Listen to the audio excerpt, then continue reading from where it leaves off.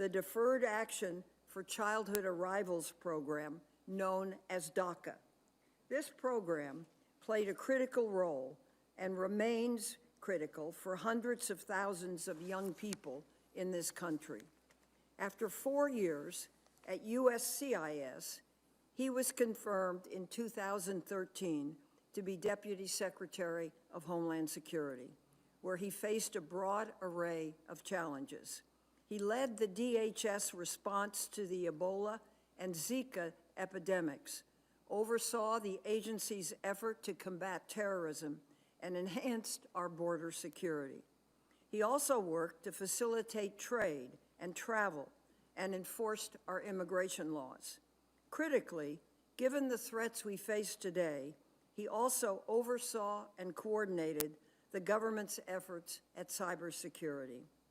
Mr. Chairman, the United States faces substantial security concerns and threats, and I just would like this committee to know that this senator has full confidence that Ali Mayorkas will provide positive leadership and strongly urge this committee to support his nomination. I thank you once again for your accommodations, and I would ask to be excused because I have another committee to attend. Thank you, Senator Feinstein. We appreciate your introduction, and we'll now do the opening statements, and then we'll have the opportunity to hear from Mr. Mayorkas.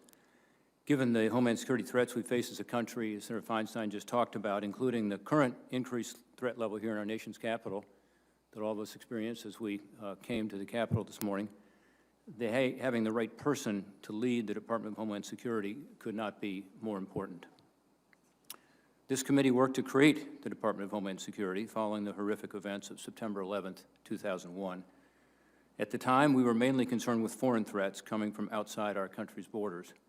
As we sit here today with the Capitol complex surrounded by fencing and thousands of members of the National Guard all around us, the threats the Department is being tasked to protect us from are very different.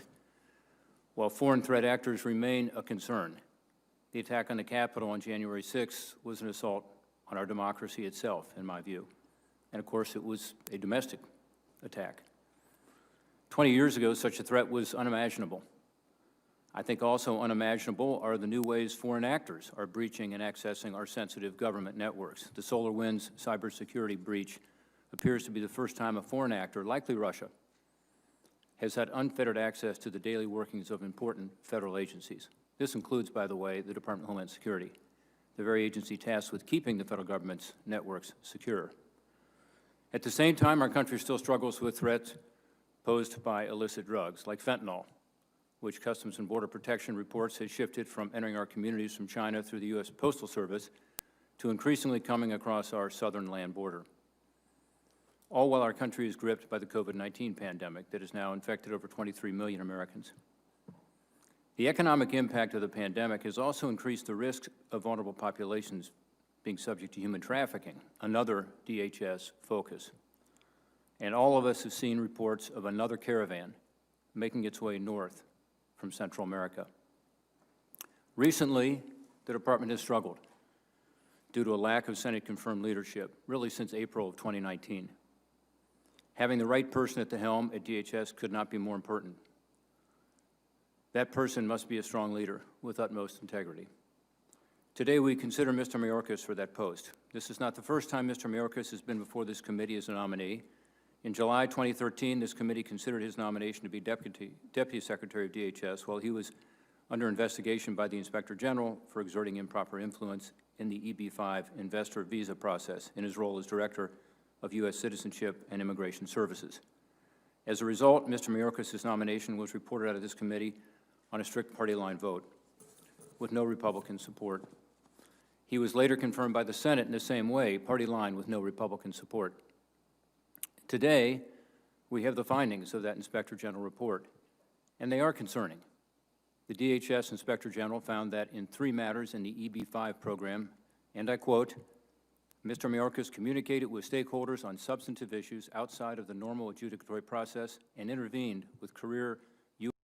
The juxtaposition of Mr. Mayorkas' communication with external stakeholders on specific matters outside the normal procedures, coupled with favorable action that deviated from the regulatory scheme, designed to ensure fairness and even-handedness in adjudicating benefits created an appearance of favoritism and special access," end quote. That's from the IG.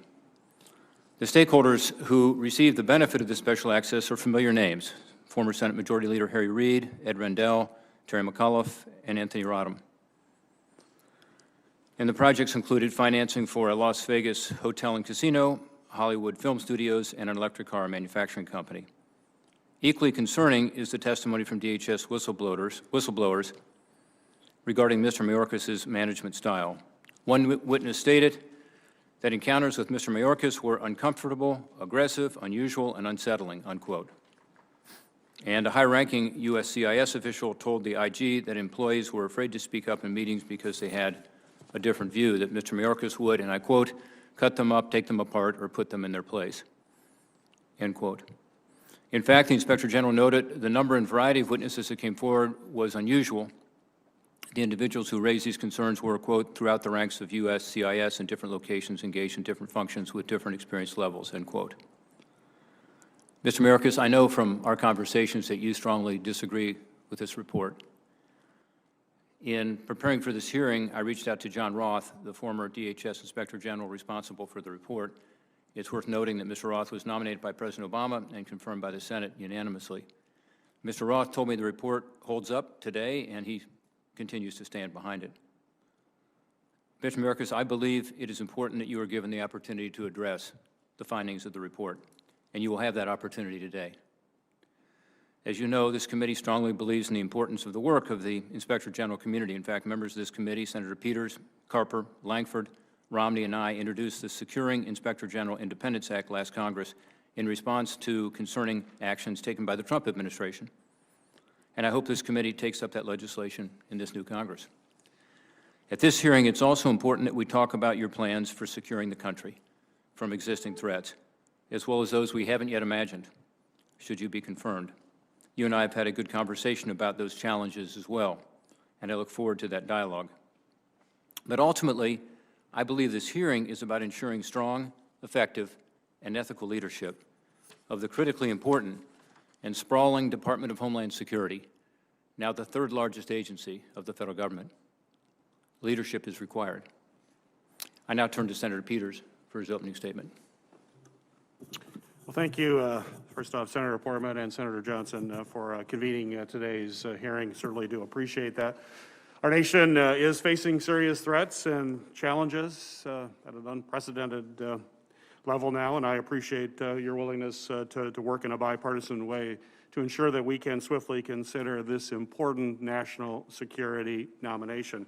I'm looking forward to working with you, Senator Portman, to continue this committee's long-standing tradition of bipartisanship, strengthening our nation's security, and helping to ensure that the government is working effectively for the American people.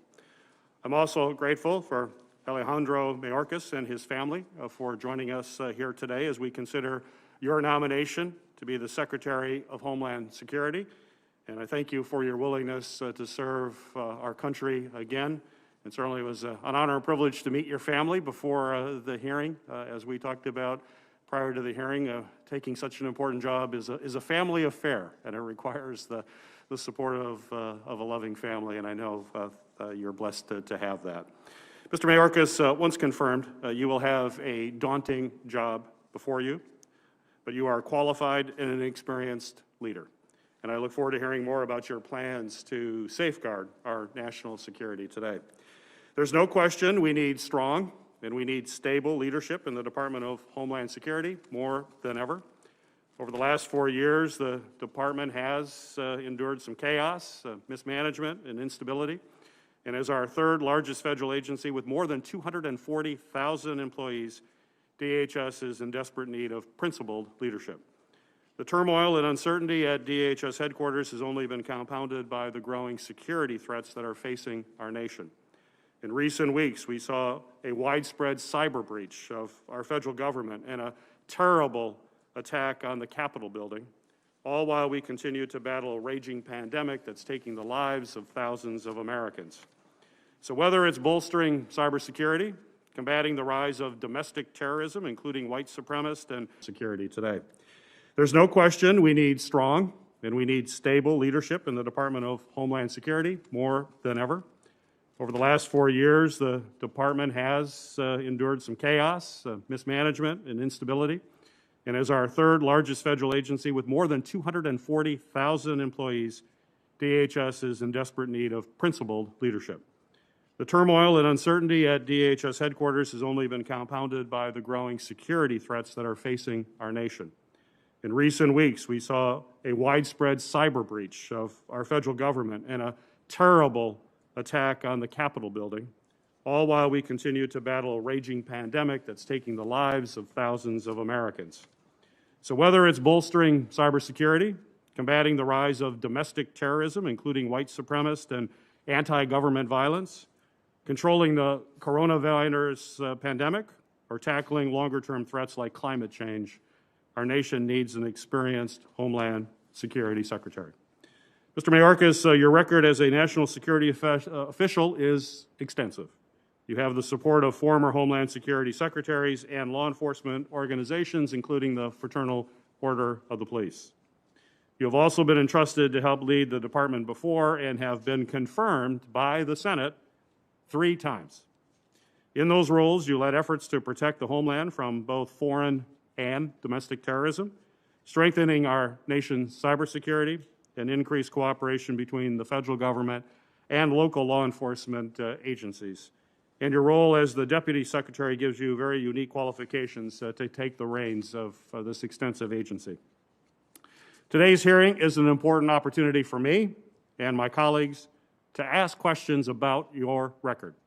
And I look forward to hearing more about how you plan to lead the department.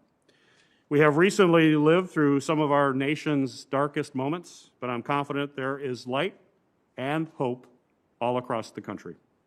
Our committee must work thoroughly and quickly to fully evaluate your credentials and then put in place Senate-confirmed leadership at the top of the Department of Homeland Security. Thank you again for your willingness to serve and for being with us here today.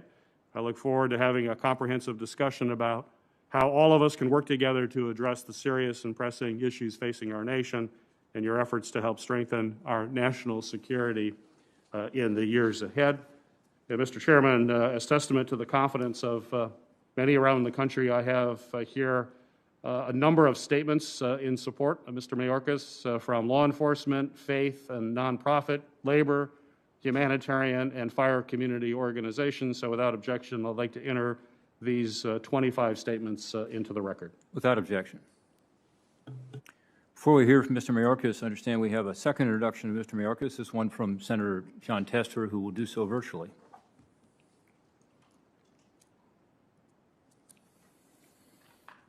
Portman, it is indeed a pleasure for me to be here in front of you and the Homeland Security Committee to introduce my friend, Ali Mayorkas. Ali is President Biden's choice to head up the Department of Homeland Security. I don't need to tell the people on this committee how big of a job this is, but you need to have somebody that's up to the task to get it done. Ali Mayorkas is that man. I worked with Ali when he was Deputy Secretary under the Obama administration. I was able to bring him to Montana. We were able to tour the border. We were able to do public meetings. And Ali Mayorkas is somebody who people respect. He demands respect, and he can bring people together. But most importantly, he understands the challenges that this country faces, both from our foreign adversaries and now more than ever from our domestic ones. This job's important. We've seen this department in turmoil over the last 4 years with 6 different secretaries. Ali Mayorkas will bring the kind of steady hand that this department needs. I'm going to tell you, when Ali asked me to introduce him, I thought to myself, words can't do this man justice. This is somebody that was made for public service. He spent most of his career in the Department of Homeland Security. He understands the challenges. He understands it's going to take a lot of work. He understands we're going to have to bring people together. And he understands that this is a 24/7 job. I would hope that this committee would kick out Ali Mayorkas pass him out, better term, pass him out, and get him to the Senate floor so he can get confirmed. Because honestly, after the events on January 6th, we have no time to waste. Thank you for your time. Thank you, Senator Tester. Our witness this morning is Alejandro Mayorkas. President-elect Biden plans to nominate Mr. Mayorkas to be Secretary of the Department of Homeland Security. Mr. Mayorkas previously served as the Deputy Secretary of the Department of Homeland Security, as well as the Director of the U.S. Citizenship and Immigration Services. It's a custom of this committee, Ms. Mayorkas, to swear in all the witnesses. So at this time, I'd ask you to please stand and raise your right hand. Do you swear the testimony you will give before this committee will be the truth, the whole truth, and nothing but the truth? So help you God. I do. Noting that the witness is answered in the affirmative, your written testimony, Mr. Mayorkas, will be printed in the record in its entirety, and we would now ask you to try to limit your oral testimony to 5 minutes. Please begin when you're ready. Thank you, Mr. Chairman, Mr. Ranking Member, members of the Homeland Security and Governmental Affairs Committee. I am honored to appear before you as the nominee to be the next Secretary of the United States Department of Homeland Security. It would be the greatest privilege of my life to return to the department and lead the nearly 240,000 men and women who dedicate their talent and energy to the safety and security of our nation. I appear before you not alone, but with and because of my family. My wife, Tanya, and our beautiful daughters, Giselle and Mimi, enable and inspire me to serve. They understand that my heart is in government service. They are the heart of my heart, and I say to them, I love you. The principles of homeland and security have been tremendously important in shaping my life. My father and mother brought me to this country to escape communism and to provide me with the security, opportunity, and pride that American citizenship brings to each of us. I was raised to appreciate each day what this country has meant for our family and the blessing it is to know it as our homeland. The love for this country that I learned from my parents only made the January 6th attack on our capital all the more horrifying. If I should have the honor of being confirmed, I will do everything I can to ensure that the tragic loss of life, the assault on law enforcement, the desecration of the building that stands as one of the 3 pillars of our democracy, the terror that you felt, your colleagues, staff, and everyone present will not happen again. The Department of Homeland Security bears an extraordinary weight on behalf of the American people, the weight of grave challenges seen and unseen, cyber attacks that undermine our security and the integrity of our information systems, the threat of both foreign and domestic terrorism, pandemics like the one that we are living through now that throw every part of American life off of its axis, and extreme weather events that threaten lives and livelihoods.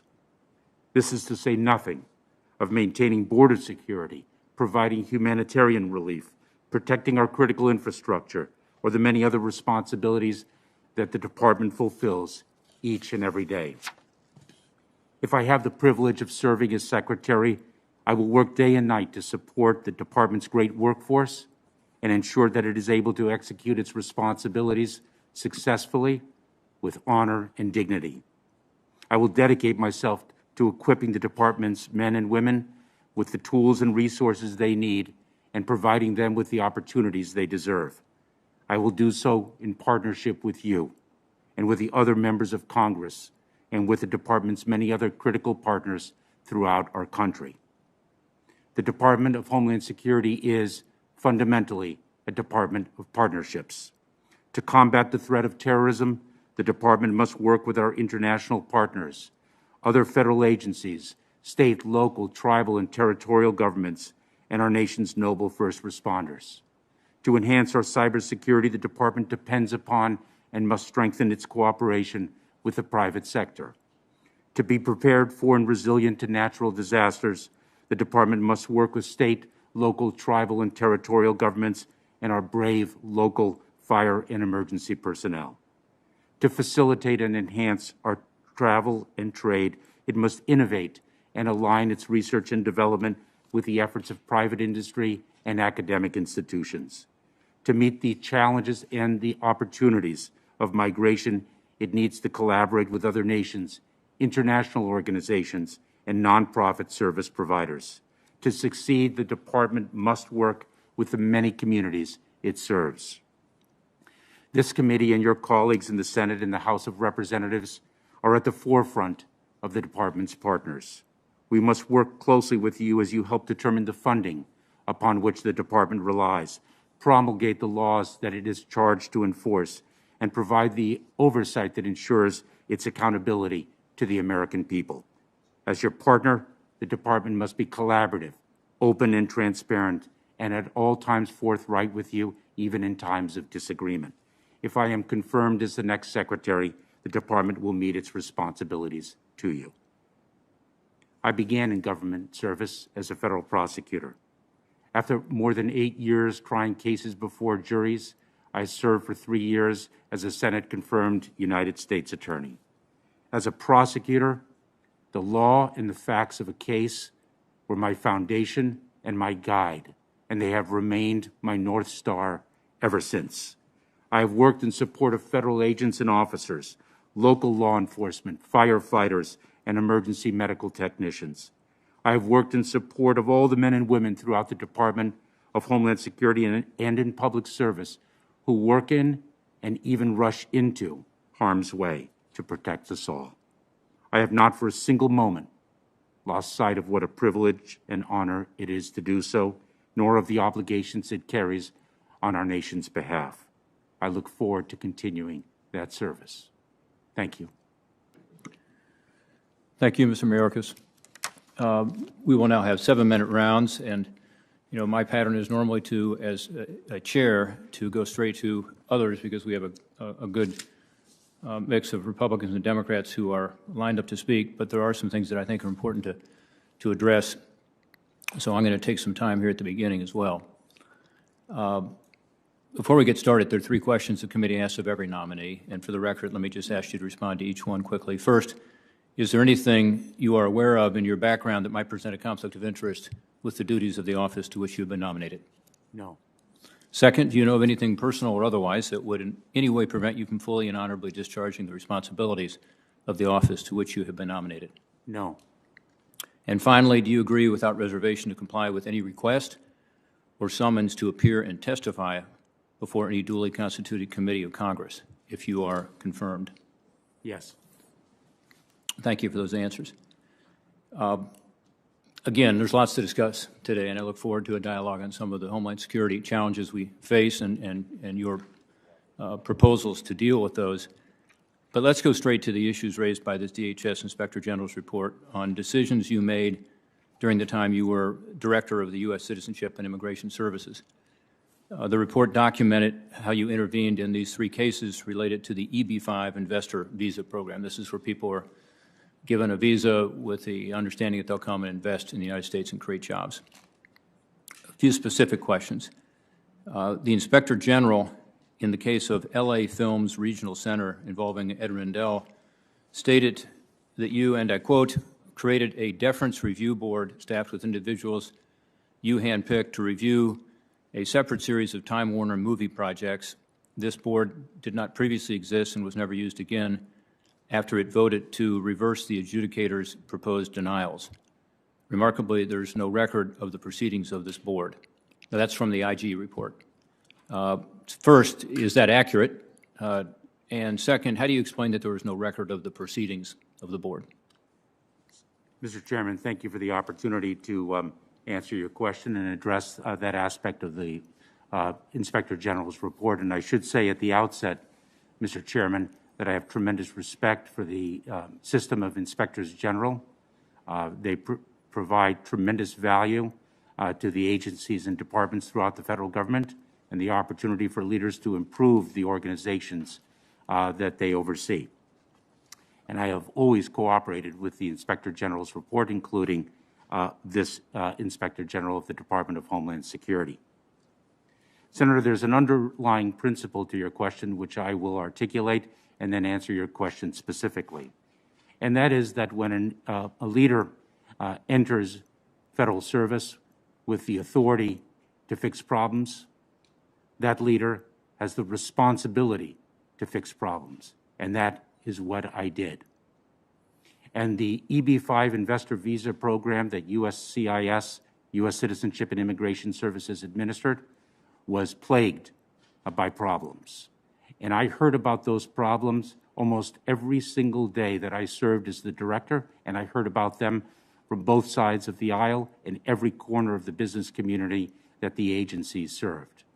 And one of those problems was a very significant one, which was when the agency made a decision in an EB-5 investor visa case and millions of dollars of investor capital and the creation of jobs for U.S. workers was dependent upon that decision, was it fair for the agency to later in the adjudicative process change its mind and kill the business development that was designed to infuse capital into economically disadvantaged areas and create jobs for Americans? And so I created the Deference Review Board as but one fix to the many problems that we encountered in that agency. And that fix was an institutional reform that was supposed to endure throughout the life of the EB-5 program office that I created. And when I read the Inspector General's report, that was the first time that I learned that the Deference Review Board had not been gathered together after the case that you mentioned, and the fact that during the case that you mentioned, a record had not been kept. And if I had remained the Director of U.S. Citizenship and Immigration Services, rather than having assumed the responsibilities of becoming the Deputy Secretary of Homeland Security, I would have ensured that the Deference Review Board continued and its proper record-keeping practices were adhered to. Okay. As Deputy Secretary, didn't you have the opportunity to do exactly that, to be able to ensure that in a management role as Deputy Secretary that the visa program was working at the Deference Review Board was properly functioning? Mr. Chairman, when I became the Deputy Secretary of Homeland Security, we instituted reforms in response to the Inspector General's report to ensure that the integrity and the ethics of our leaders were well understood by the workforce and the public that we serve. I delegated responsibility to the management of the EB-5 program to the new Director of U.S. Citizenship and Immigration Services that led it.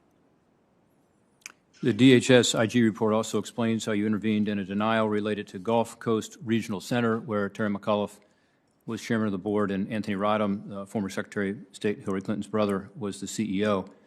The report documents how both men contacted you about the denial. The report states that you personally reviewed the denial decision before it was issued, disagreed with its finding, and indicated you would rewrite the decision yourself. Witnesses testified all of these actions were outside the normal adjudicatory process. One, is this accurate? And two, if so, why did you go outside the normal course?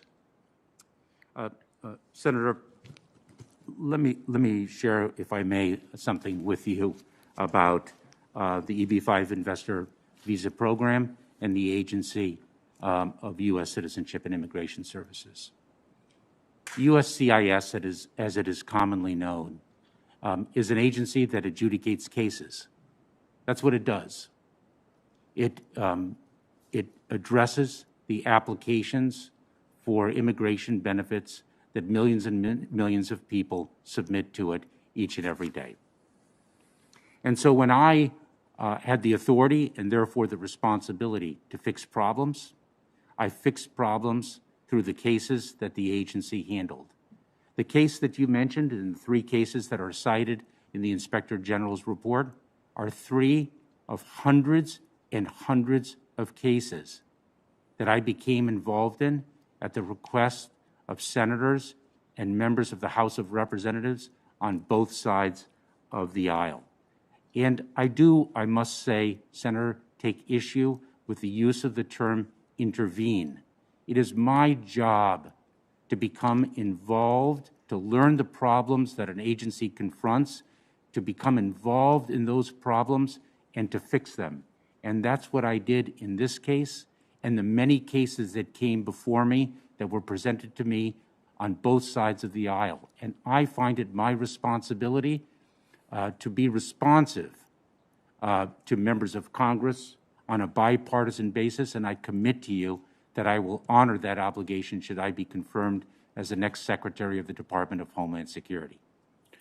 Final question, what did you learn? These were politically connected individuals where you were in direct contact with them, going around the typical adjudicatory process. Did you have concerns that your actions might be viewed as favoritism and special access? And what did you learn that helped you as a Deputy Secretary and would help you should you be confirmed as Secretary? Senator, I learned something very important from this report, and it is for that reason that I am grateful for it. And I should say that as an individual, both in my personal life and my professional life, I learn, and I learn each and every day to be better tomorrow than I am today.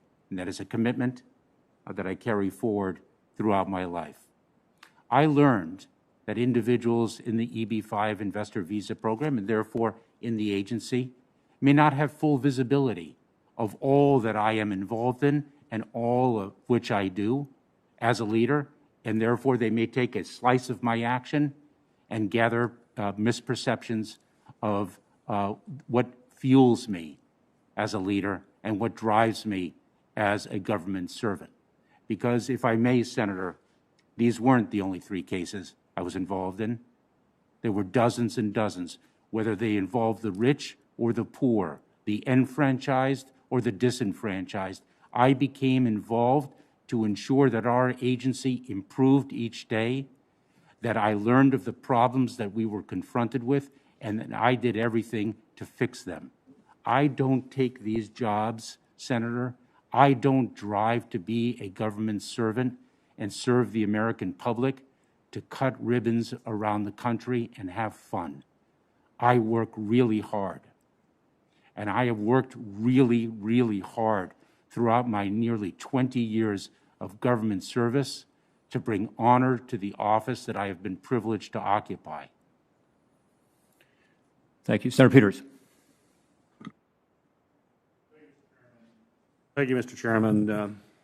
Mayorkas, thank you again for your answers to those questions. Mr. Mayorkas, the COVID-19 pandemic is, without question, the crisis of our time, and we must dedicate every effort to overcoming it. DHS has played an integral role in COVID-19 response thus far with FEMA staff managing the logistics and the medical supply acquisition and distribution. CBP officers have been identifying counterfeit medical products, and CISA is safeguarding COVID-19 vaccines from both physical and cyber attacks. However, as you're well aware, there's still much more work to be done. So my question to you, sir, is if confirmed, what would be your priorities to ensure the expansive resources of the department can further advance our nation's response to COVID-19 crisis? Ranking Member Peters, the COVID-19 pandemic is one of the greatest challenges that we in the Department of Homeland Security and across the federal government, and quite frankly, as we all know too well, throughout our entire nation, must confront.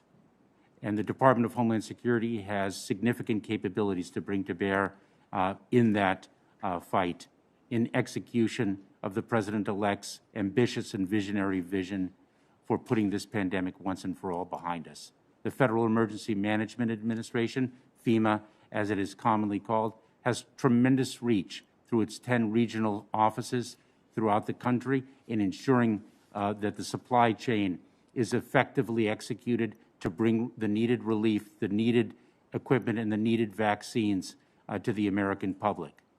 The Cybersecurity and Infrastructure Security Agency, or CISA, as it is commonly known, has the awesome responsibility of protecting that supply chain from cyber attacks and ensuring that the work of the other offices and agencies in the Department of Homeland Security are executed without threat from either foreign or domestic actors. The reach of the department is significant, and I hope I have the privilege of leading the department to bring this COVID-19 challenge to rest, put it behind us, and let us prosper in the days ahead.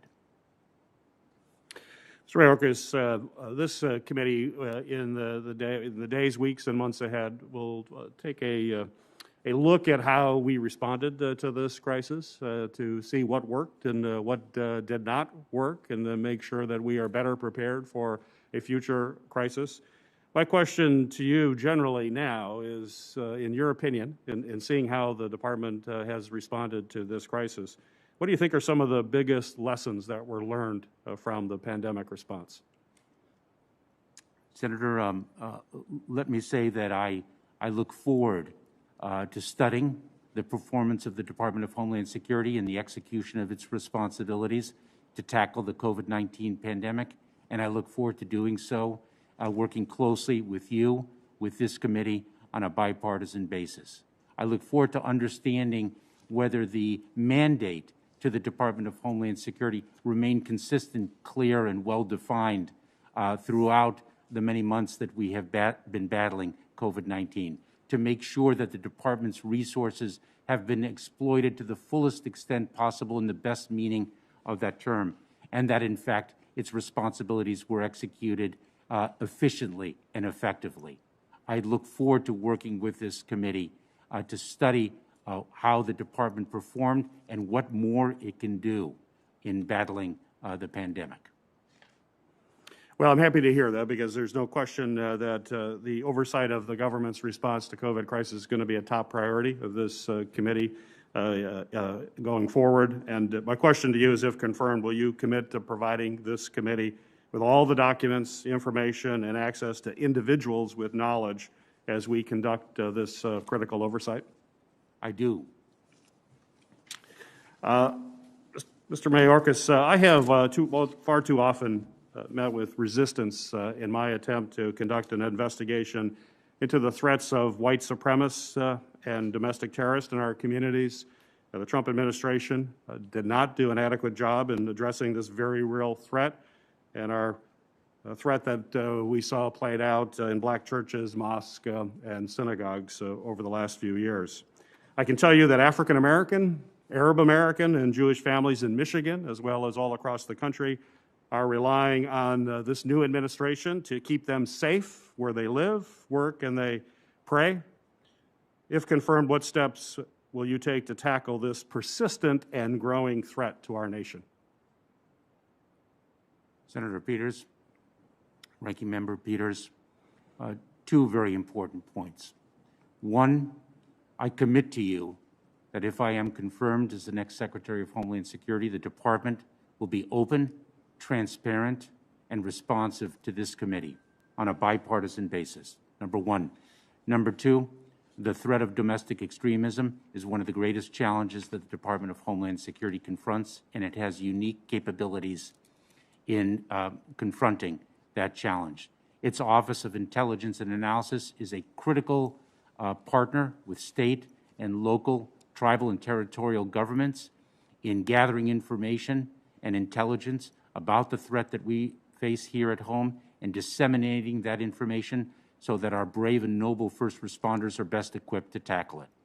I look forward to playing a critical role in empowering the Office of Intelligence and Analysis in an apolitical, nonpartisan way to do its important job and tackle the threat that domestic extremism is today. Mr. Mayorkas, the events of January 6th have renewed calls for increased prosecutorial and investigative powers to respond to domestic terrorism. Additional powers could be duplicative and harmful to the very communities that we seek to protect, including nearly 300,000 Arab Americans in my state that have been targets of hate crimes and discriminatory counterterrorism policies. The federal government already has authorities to effectively investigate and prosecute domestic terrorism, But unfortunately, it has failed to prioritize those existing resources to counter the obvious, the open and growing threat from anti-government, white supremacist, conspiracy-oriented, and other violent extremist groups.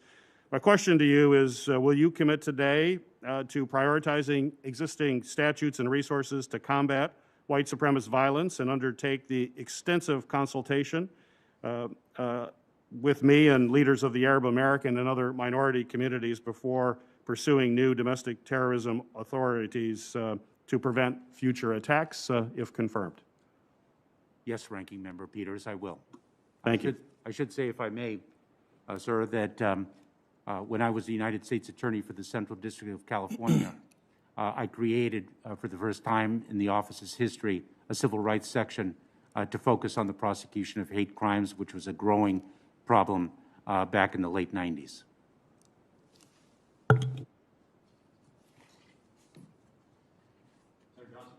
Thank you, Mr. Chairman. Mr. Mayorkas, welcome back. In the 6 years under my chairmanship, this committee held dozens, I think well over 3 dozen hearings on the problems at the border. And that was really sparked by what happened in 2014 when President Obama declared a humanitarian crisis when we had the surge of unaccompanied children as well as family units come across the border illegally. One of the things I certainly did, and I didn't have time to blow these things up, but I started developing charts to kind of lay out the problem. What I'd like to do is go through a little bit, get some quick responses from you in terms of the history of this. I know Senator Feinstein credited you with the DACA program. I've been arguing, I think accurately, that the DACA program, as beneficial as it is for people and addresses a particular problem, also was used as a catalyst by coyotes and created the surge that produced that 2014 humanitarian crisis where 137,000 people in total, unaccompanied children and family units, crossed this border illegally, and we had to deal with that. And the Obama administration recognized that, and you were Deputy Secretary at that point in time. Just quick answer these questions. In reaction to that, it is true that the Obama administration built the facility in McAllen, Texas, correct? Yes, sir. And that's the same facility that has the chain link fences that people on the other side of the aisle have referred to as putting children in cages, correct? Yes, sir. You started that detention process because you recognized this is a problem. So you started detaining those families and those unaccompanied children, correct? Senator, the detention establishment in Immigration and Customs Enforcement existed long before I became deputy. But you continued. You detained individuals, correct? Correct? We detained individuals as part of the Immigration and Customs Enforcement operation. Precisely. Yes. You also separated children from the adults that they arrived here, correct? There were children separated from parents back in 2014, correct? Just yes or no?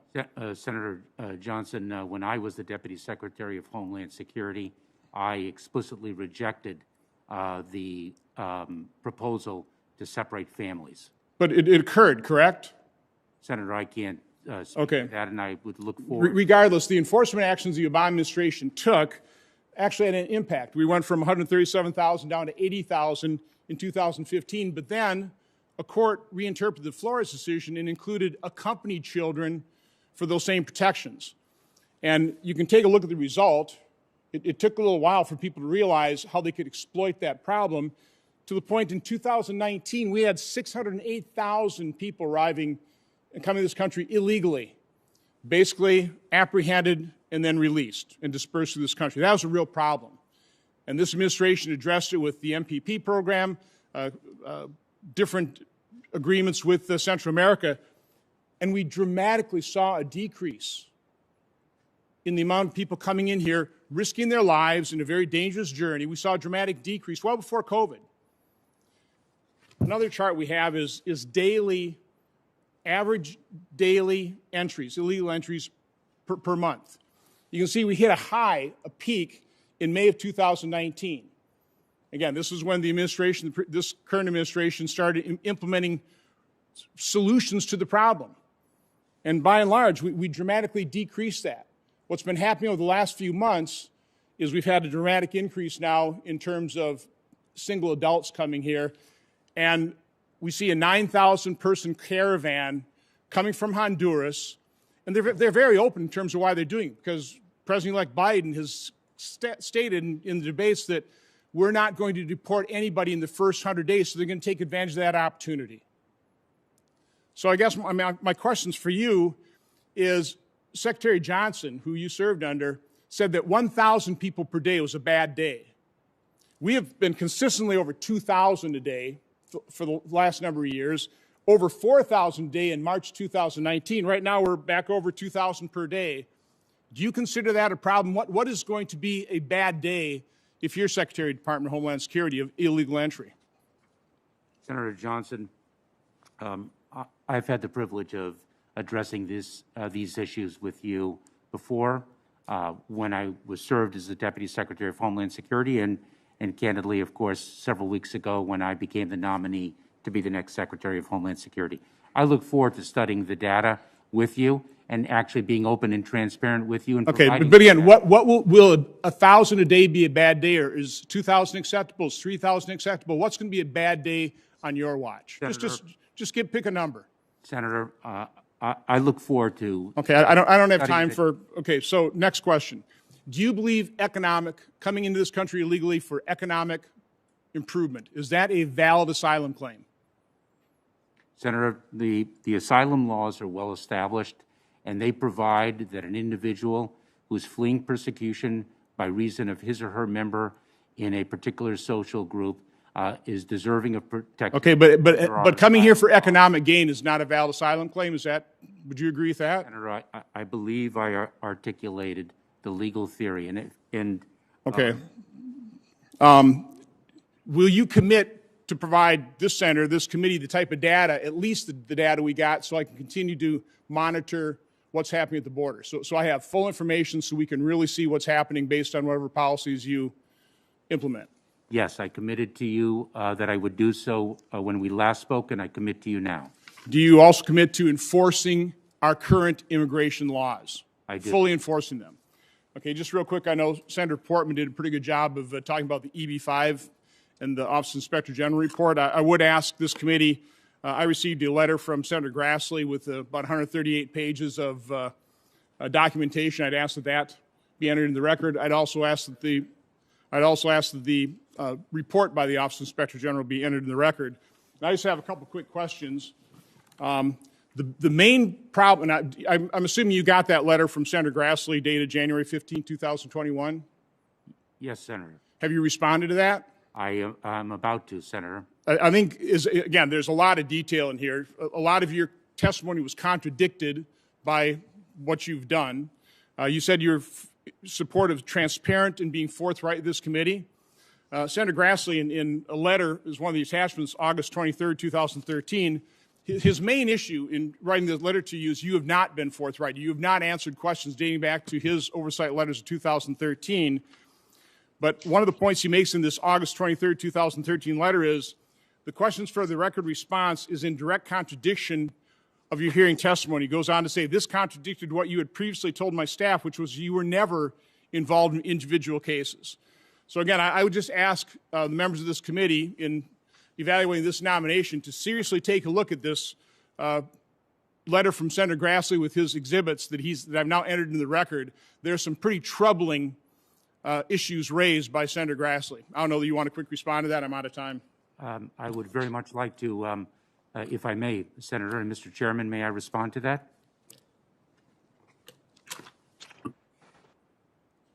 I became involved in a lot of cases because, as I said, the work of U.S. Citizenship and Immigration Services is casework. And I did my job. And I learned of problems and I fixed them.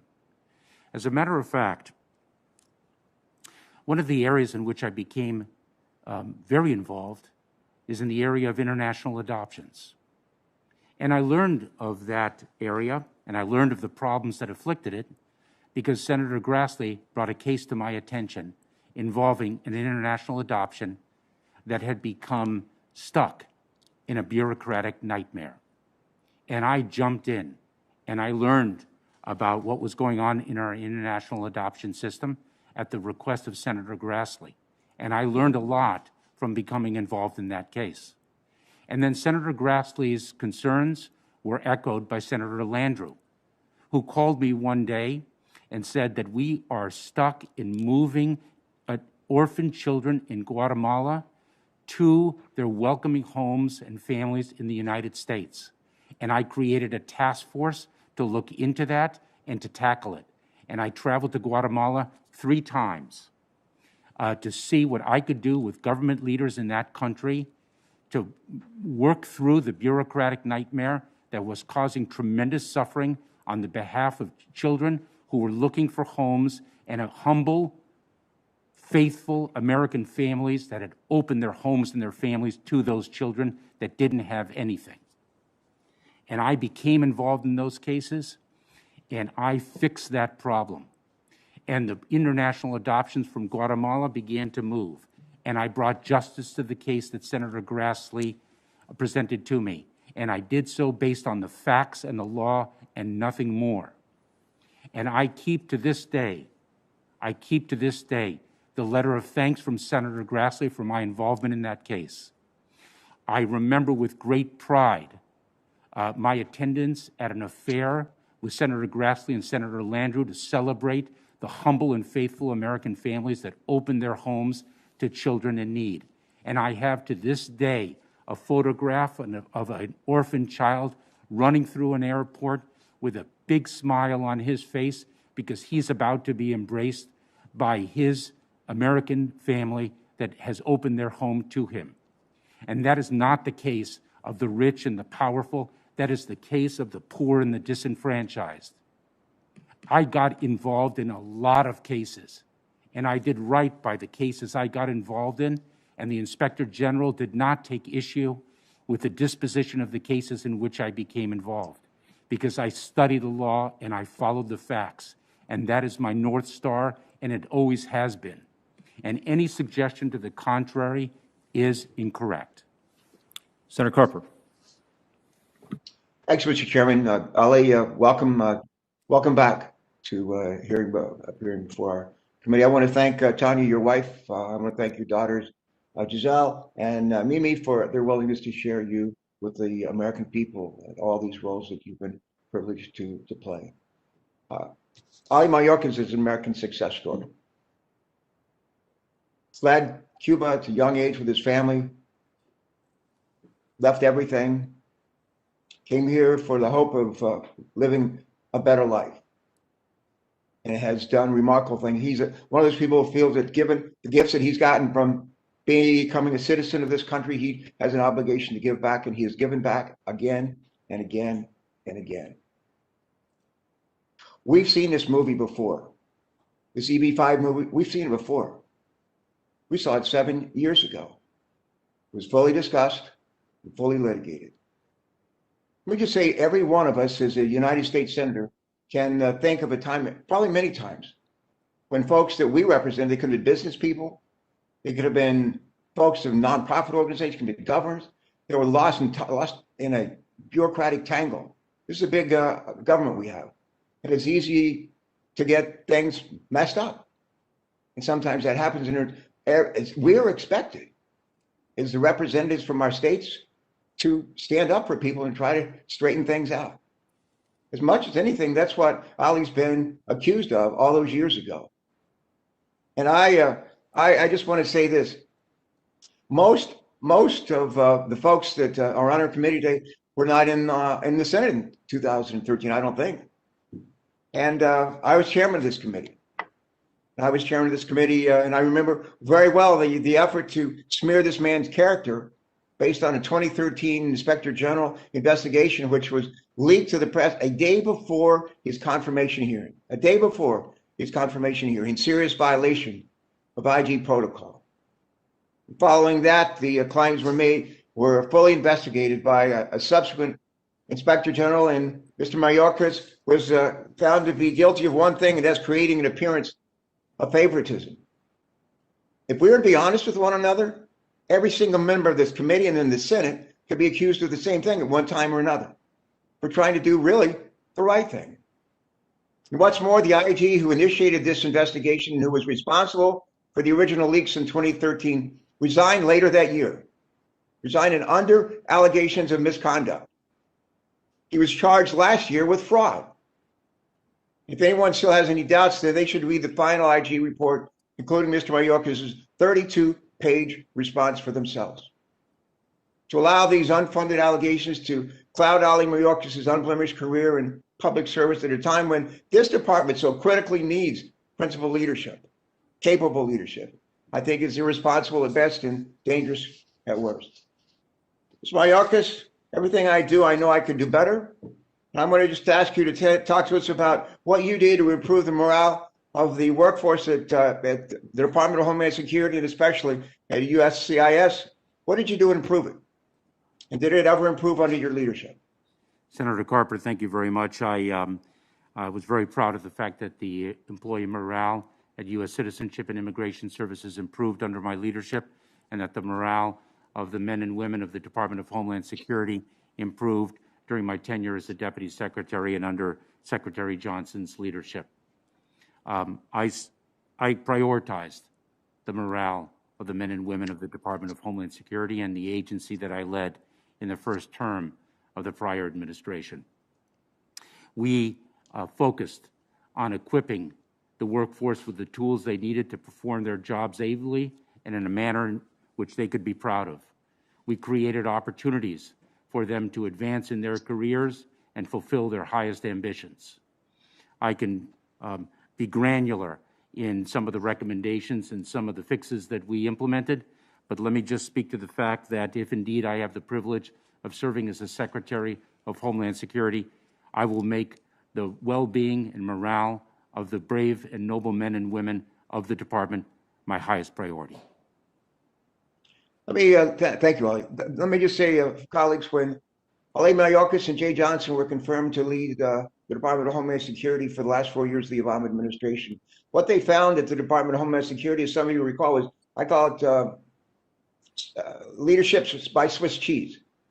We had so many people in acting positions that were unfilled in leadership.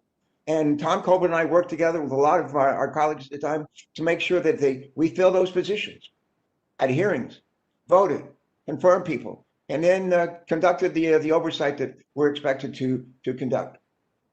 My colleagues will recall that about every year there is a survey that's done of major departments within the federal government with respect to morale.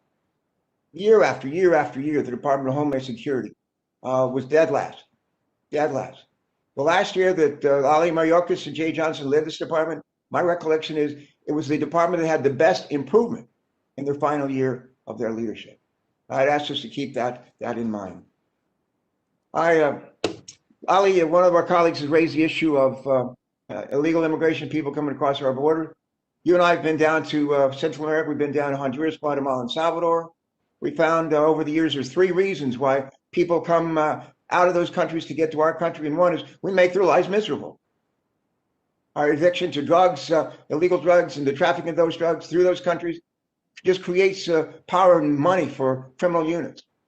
And what we have done is basically, after putting these people in those countries in a terrible situation, basically we build a wall to keep them out when they're trying to get here. There's something called the Alliance for Prosperity, which creates 3 buckets for us to put money into the federal government, other countries, foundations, nonprofits, in order to go after crime and corruption, to try to make sure that there's economic opportunity for people. And that's what we've done through the Alliance for Prosperity. You know what? It works because we go after root causes. Would you comment on this, please, going forward? Senator Carper, President-elect Biden and Vice President-elect Harris have put forth a bold vision for addressing the root causes of irregular migration from the Northern Triangle countries. One cannot overstate the push factor, why individuals seek to leave their country of origin, their homes, because of extraordinary violence, because of corruption, because of extreme poverty, because of persecution. We must address the root causes to solve the problem in the Western Hemisphere, in our region specifically. That is what President-elect Biden's vision does, and I hope I have the privilege to execute it as the Secretary. Mr. Chairman, if I could, just in closing, if any of us lived in those 3 countries and had to put up with the crime and corruption a lack of economic opportunity, we try to get out of there as well. And we would come to the kind of a wonderful country that Ali Mayorkas and his family came to all those years ago. They want to stay in their countries. We have an opportunity in this new administration to make sure they have something worth staying for. Thank you very much. Thank you, Mr. Langford. Thank you, Mr. Chairman. I'm going to take off my mask since I don't have anybody within 15 feet of me at this point. So, Mayor, thank you again for stepping up in your service again in this process. Let me run through just some very quick questions for you. I've got quite a few to be able to run through, but a lot of these are just getting some things out of the way.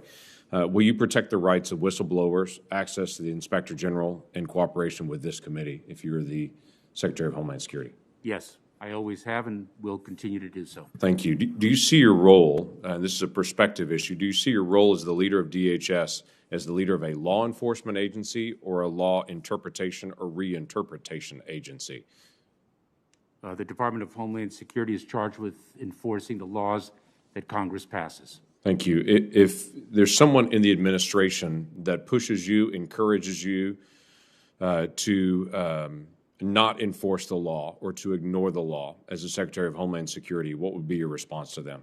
I am an officer of the court. I always have been. You've heard the statement before, and you and I have talked about it before. Would you recommend that ICE be defunded? No. Does ICE need actually additional support?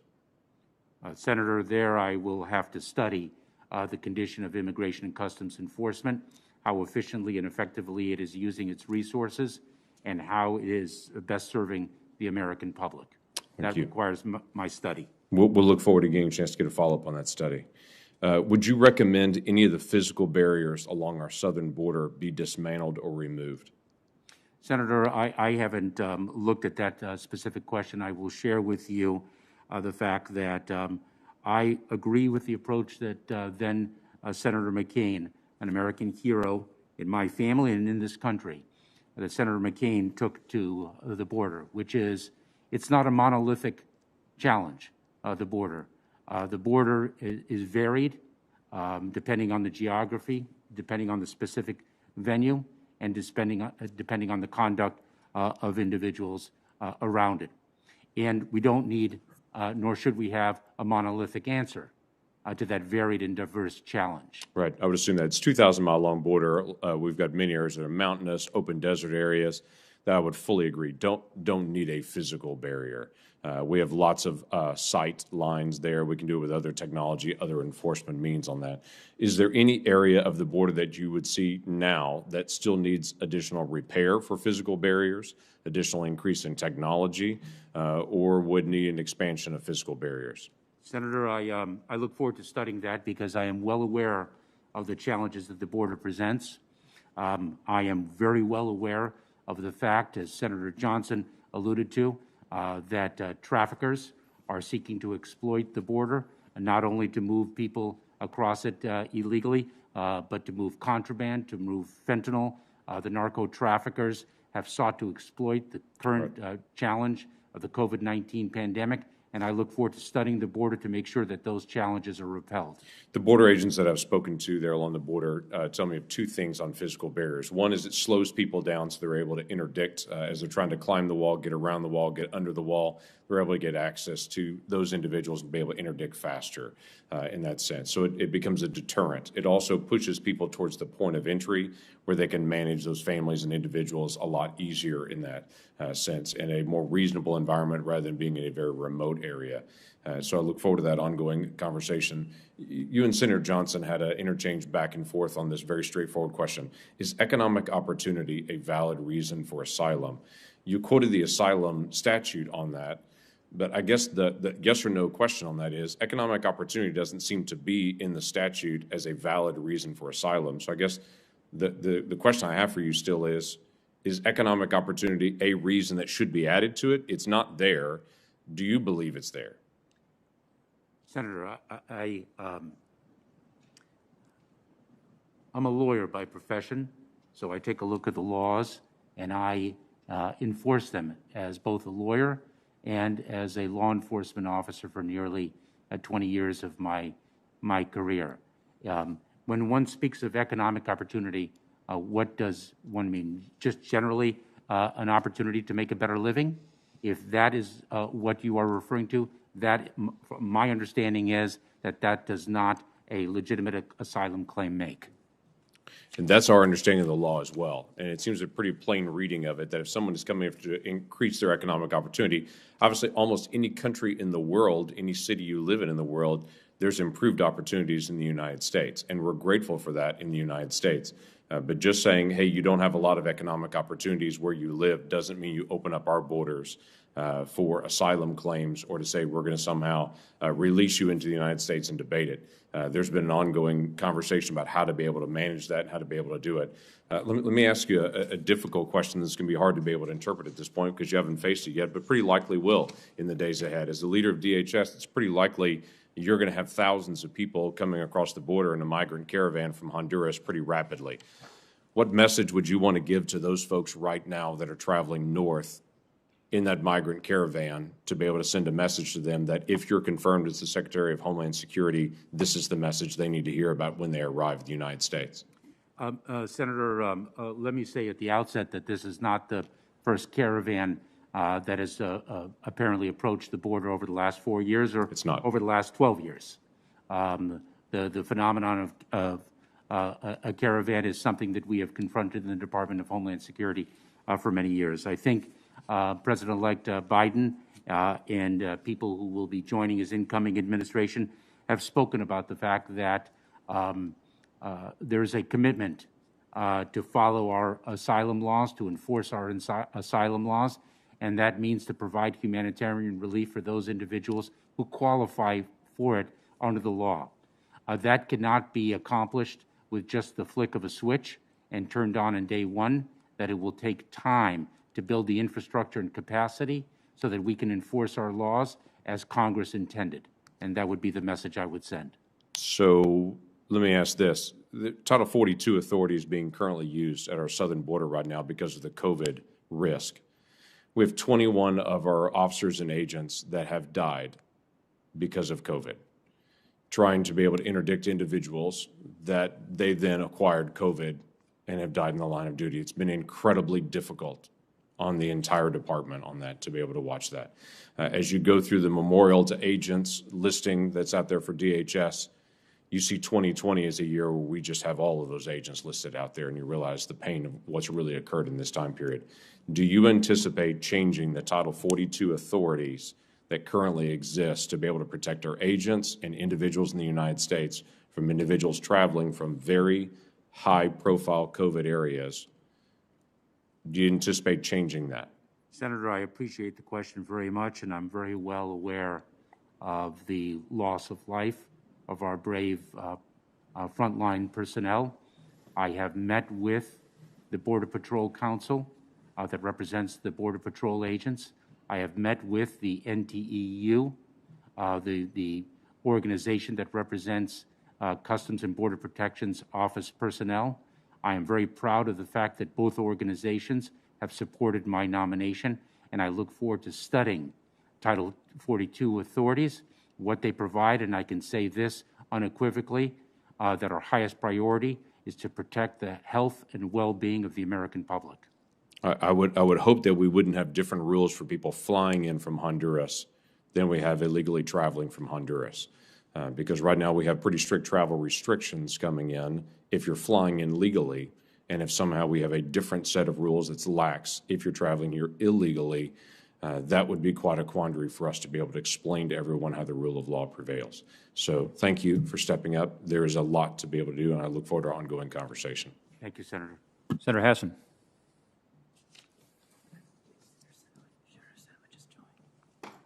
Mr. Chair, I was going to switch places with Senator Sinema, who has a scheduling issue, if that's all right with you. That's understandable. And Senator Sinema, are you with us? I am. Thank you so much, Mr. Chairman, and I want to thank Senator Hassan for her kindness. I appreciate it. So thank you so much, Mr. Chairman, for holding this hearing today, and I appreciate that Mr. Mayorkas is joining us today. It's critical that the Department of Homeland Security has the Senate confirmed leadership as quickly as possible? So my questions today will focus on several topics related to border security and immigration, which are key issues in my state of Arizona. And I also hope to discuss a cybersecurity issue. I remain committed to finding bipartisan and common sense solutions to secure Arizona's border and protect the public health and safety while also treating migrants fairly and humanely. So, Mr. Mayorkas, my first question for you. DHS faces a critical challenge at the border with the new administration considering changes that would allow more asylum seekers to enter our country in the midst of a pandemic. This will especially be a challenge in Arizona. The Wall Street Journal recently highlighted that our state is the nation's COVID-19 hotspot. We have the highest infection rate per capita, and our hospitals are all at or near capacity. So what steps do you plan to take, if confirmed, to ensure that DHS develops a COVID-19 testing strategy that protects our communities while ensuring asylum seekers are treated fairly? Senator, thank you very much for your question. President-elect Biden and his incoming team have spoken very powerfully about both aspects of the question that you pose. Number one, that the health and well-being of the American public is the highest priority, and the President-elect has laid out an ambitious vision for tackling the COVID-19 pandemic that has caused our nation so much pain. And I look forward to the opportunity, should I be confirmed to be the next secretary, to be a part of that vision and that plan. The President-elect and his incoming team have also spoken of the commitment to enforce our asylum laws so that we provide humanitarian relief to those who qualify under them in the proudest traditions of our country. That will take time, and I hope I have the privilege of being a part of that effort as well. Thank you. Most federal workers are slated to get vaccinated through county allocations, but counties along our southern border in Arizona are struggling with a disproportionately large percentage of Phase 1B essential workers. That includes our port officers and our Border Patrol agents. They work so hard to protect our borders and ensure the flow of trade. The recent news that DHS employees can access vaccines from VA medical centers is promising, but border communities like Yuma and Douglas are more than 2 hours by car from the nearest VA medical centers in Tucson and Phoenix. In order for all DHS employees to be assured fair and equitable access to a coronavirus vaccine, options should be available at community-based outpatient clinics.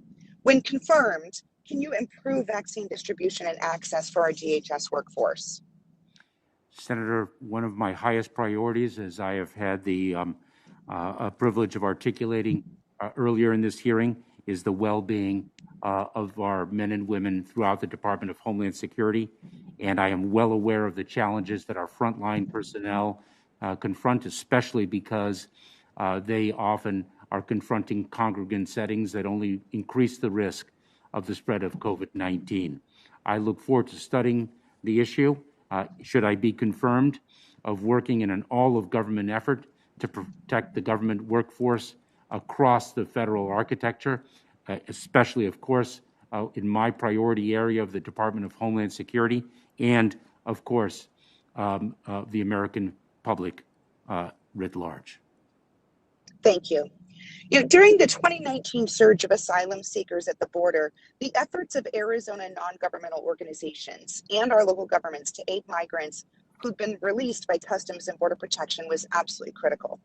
Your prepared remarks describe the Department of Homeland Security as a department of partnerships. I agree.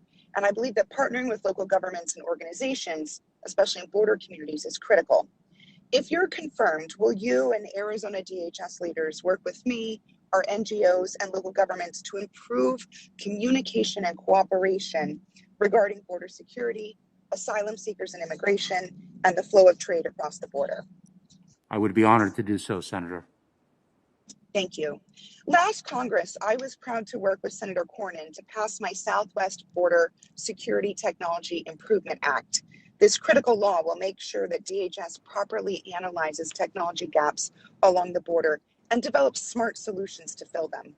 I hope you'll work with me in my office as you develop the analysis required by our law to ensure our nation tackles border security in effective and efficient ways. What are some of the initial border technology challenges you want to examine once confirmed? Senator, I would be honored to work with you to ensure that we are harnessing the best innovation, the best advances in technology to ensure border security, and not only border security in terms of tackling the challenges that we have been speaking about in this hearing, but also in facilitating and promoting lawful trade and travel, to really modernize our ports of entry, and to facilitate the lawful flow of cargo and people that add to the prosperity of our economy. I think the challenges are considerable, as are the opportunities. I look forward to working with the Office of Science and Technology in the Department of Homeland Security to ensure that it is adequately resourced, and partnering with the other parts of the department, the other parts of the federal government, and harnessing the capabilities and opportunities in the private sector and academic institutions to make sure that we're bringing an all of government and all of society approach to meeting the challenges and opportunities of the border. I appreciate that. My time is rapidly closing down, so I'll quickly ask my last question about cybersecurity. It's a critical issue in Arizona. We've had ransomware attacks on Arizona medical, education, and governmental organizations, and the threats are growing. So we want to emphasize education about cyber hygiene early and often to get ahead of these threats.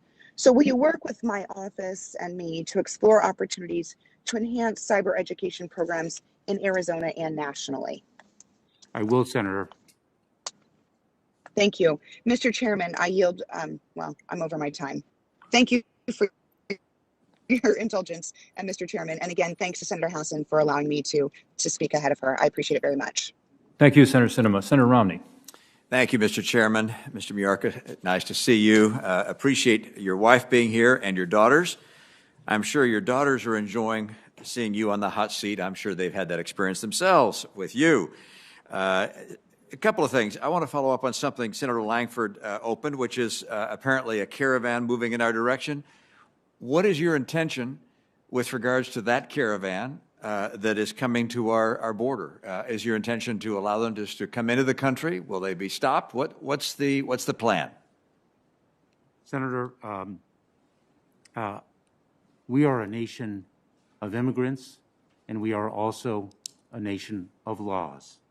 And I intend to apply the law in the execution of my responsibilities as the Secretary of Homeland Security, should I have that privilege. I understand that. And what does that mean in this regard? Does that mean that they will be interdicted and rejected from coming into the country, evaluated one by one? What's the plan? Senator, when people present themselves at our border, we apply the laws of our nation to determine whether they qualify for relief under our humanitarian laws or whether they don't. Kind of uncertain there, but I presume that means that they will not be allowed just to come into the country, that these people will be stopped at the border and processed one by one. Is that correct? Senator, I apologize if I was uncertain. If people qualify under the law to remain in the United States, then we will apply the law accordingly. If they do not qualify to remain in the United States, then they won't. Thank you. The Chairman Portman raised a number of issues with regards to the EB-5 program and your involvement in what appeared to be political favoritism. And he asked you what lessons you've learned from that. I had the experience of serving as a governor and now as a senator. In each case, I've had a chief of staff who have acquainted me with anything that might provide the appearance of favoritism or conflict of interest of some kind, political or economic. Sometimes I don't notice those things, and they bring them to my attention. You should not involve yourself in this decision because it may be seen as being inappropriate, and as a result, you might lose the confidence of American people who entrust you to carry out your responsibilities without favoritism. I would have anticipated that when Senator Portman asked you, what have you learned from this process, that you might say, I have learned from the process that when something appears to be political, I should recuse myself. Is that not a lesson you learned with regards to this? Looking back on these circumstances, should you have not said because I have been called by a leading Democrat, whether Governor Rendell or others of that nature, that in a circumstance like this, because of my political connection, I should recuse myself and let others take that responsibility? Is that not the appropriate action to take when something has the very distinct appearance of political favoritism? Senator, let me, if I may, answer that in several parts, because the EB-5 Investor Visa Program is a program that involves very, very significant and complex business developments that involve hundreds and hundreds of millions of dollars, and it was broken. And so for me to recuse myself from the program in its entirety would have been for me to abdicate my responsibility to fix Of the course. problem. No, I'm only suggesting with regards to when an individual who happens to be a leading Democrat would call you, that meant, holy cow, I got to step back. Well, Senator, on the one hand, I was very responsive to members of the United States Senate and the House of Representatives on both sides of the aisle. And I prided myself on my responsiveness, and I commit to continue in that responsiveness. We did establish guardrails to better protect against the appearance or the perception of favoritism as a result of the Inspector General's findings, and I would adhere to those guardrails and findings accordingly. I did, in fact, learn, Senator, how to better guard against the perception, and I agree with you 100% that it is our obligation to guard against that perception so that there is trust and confidence in the decision-making of government leaders. Thank you. Some time ago, I toured the border with our nation in Mexico in San Diego and met with the head of the union responsible for keeping our border safe. And he said, look, the wall is helpful, but it's not going to stop people coming across the border as long as we have such a big magnet. And I said, what do you mean a big magnet? He said, well, if people are able to get paid $10 an hour from working on our side and only $1 an hour from working on the other side, they're going to find a way in. And from that, I recognize the importance of the E-Verify program, basically as something to punish American employers that hire people who come here illegally.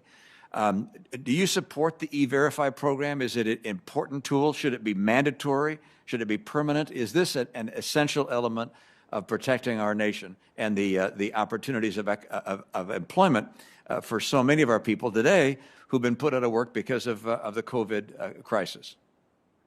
Senator, when I was the Director of U.S. Citizenship and Immigration Services, under my leadership, we made tremendous improvements to the E-Verify program, and under my leadership, voluntary enrollment in the E-Verify program increased dramatically. I would look forward to studying the utilization now of the EB-5 program, its effectiveness in the business community, its effectiveness in achieving its intended purposes, and I would look forward to working with you as I study the effectiveness of that program. I assure you that I will be happy to work with you to see if we can't get E-Verify as a more effective tool for policing employers who hire folks that have come here illegally. I'll leave one question without much opportunity for you to respond to, given my time. But I've had the occasion of working someplace and wondering how I would do things differently than my boss. You've worked as the number 2 at the Department of Homeland Security. You probably looked at what your boss did. He was a great leader, but you probably got some ideas yourself as to things you would like to do differently. One that certainly has come to your mind is with regards to our cybersecurity. We are woefully unprepared from a cybersecurity standpoint in this nation and in our government, and hope that as you look at this agency and your new responsibilities, assuming you are confirmed, that you will focus on bringing a whole different level of expertise, both in defensive actions with regards to cybersecurity and offensive actions, and protect our government and our economy from those who would attack us in this new, most powerful way. Senator, if I may respond briefly, I was incredibly proud to be the deputy to Secretary Johnson. Secretary Johnson prioritized a very evolving cybersecurity threat, and we made tremendous advances in the department under his ultimate leadership. The threat has only evolved and only grown since then, and I can assure you that the cybersecurity of our nation will be one of my highest priorities, because I concur with you that the threat is real and the threat is every day, and we have to do a much better job than we are doing now. Thank you. Mr. Chairman. Thank you, Senator Romney. Senator Hassan. Well, thank you, Mr. Chairman and Ranking Member, for having this hearing. I want to thank Senators Feinstein and Tester for introducing our nominee today, and I want to thank you, Mr. Mayorkas, for your service and for your continued willingness to serve. And I want to thank your family, too, because nobody does this by themselves, and it's a huge family commitment. So please, everyone know how appreciative we are. I want to start with a question about domestic terrorism.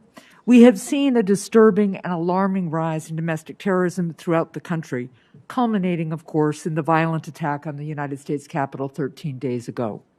The Department of Homeland Security was created after 9/11 largely to address the lack of adequate information sharing about terrorism-related threats. Despite the fact that the threat of terrorism has evolved and changed in the nearly 20 years since the 9/11 attacks, no comprehensive federal review of terrorism information sharing has occurred to keep pace with the evolution of these threats. To address this, Senator Johnson and I introduced last Congress a bill to establish a federal interagency commission to review both domestic and international terrorism information sharing. In what you have seen in the preparation for your confirmation, and comparing it with your time as Deputy Secretary, do you feel information sharing on domestic and international terrorism is adequate? Senator, thank you very much for your question. The Department of Homeland Security plays a leadership role in the collection of information with respect to the domestic and foreign terrorist threat and the dissemination of that information. The Office of Intelligence and Analysis is particularly on point. And I think that we can do a lot better in the distribution of that information to our brave first responders in local communities throughout our country. And I would look forward to working with you in this committee to make sure that that interagency task force of which you speak is built and its responsibilities are executed most effectively. Well, thank you for that. One of the things that I learned over time as governor is that it is one thing to talk about information sharing and coordination. It's another thing to actually invest in it and make sure that it happens. And clearly we need to do a better job at it in this area. Then I want to ask you a couple of questions to follow up on what Senator Romney started to talk about on cybersecurity. The SolarWinds cyber attack revealed vulnerabilities across the government in the system designed to prevent such a far-reaching attack.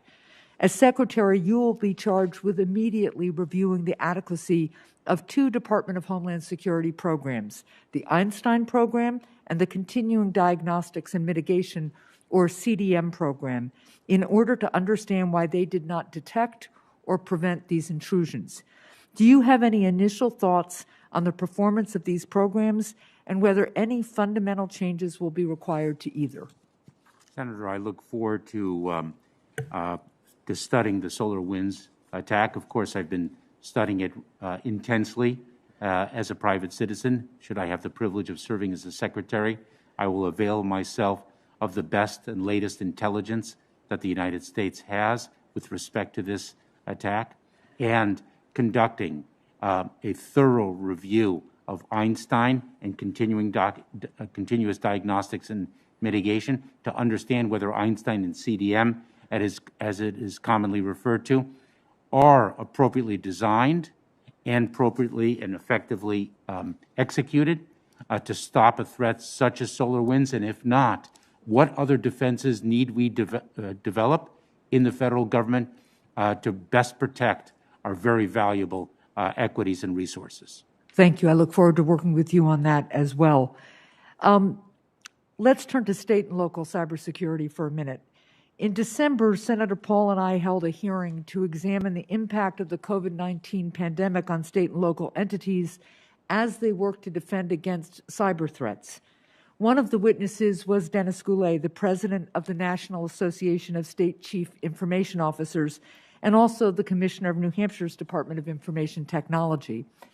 In his testimony, Commissioner Goulet implored Congress to authorize a standalone federal cybersecurity grant program that would help state and local entities afford to take the steps that they need to strengthen their information technology systems. The National Governors Association and several other entities have echoed this call. Mr. Mayorkas, when you consider the current state of federal support to state and local governments, would you support a standalone grant program?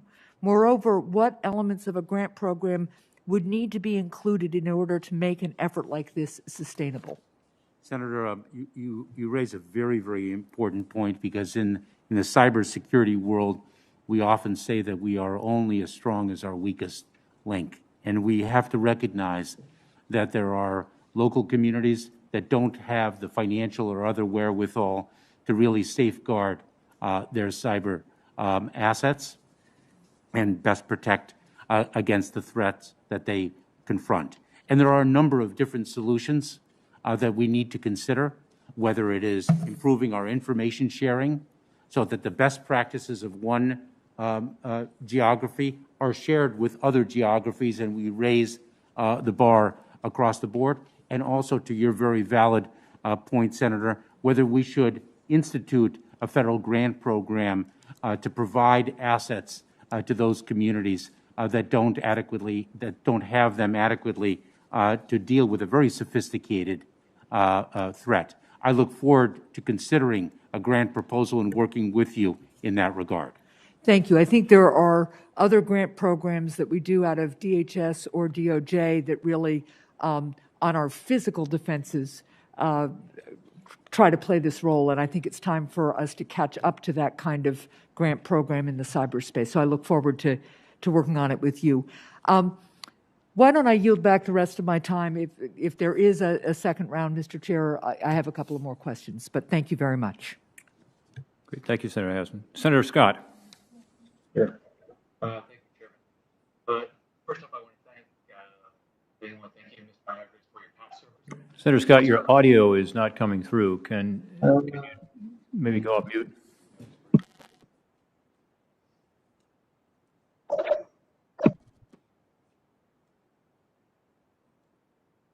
Let's try it again. Yeah, we did it on our end. Can you hear me now?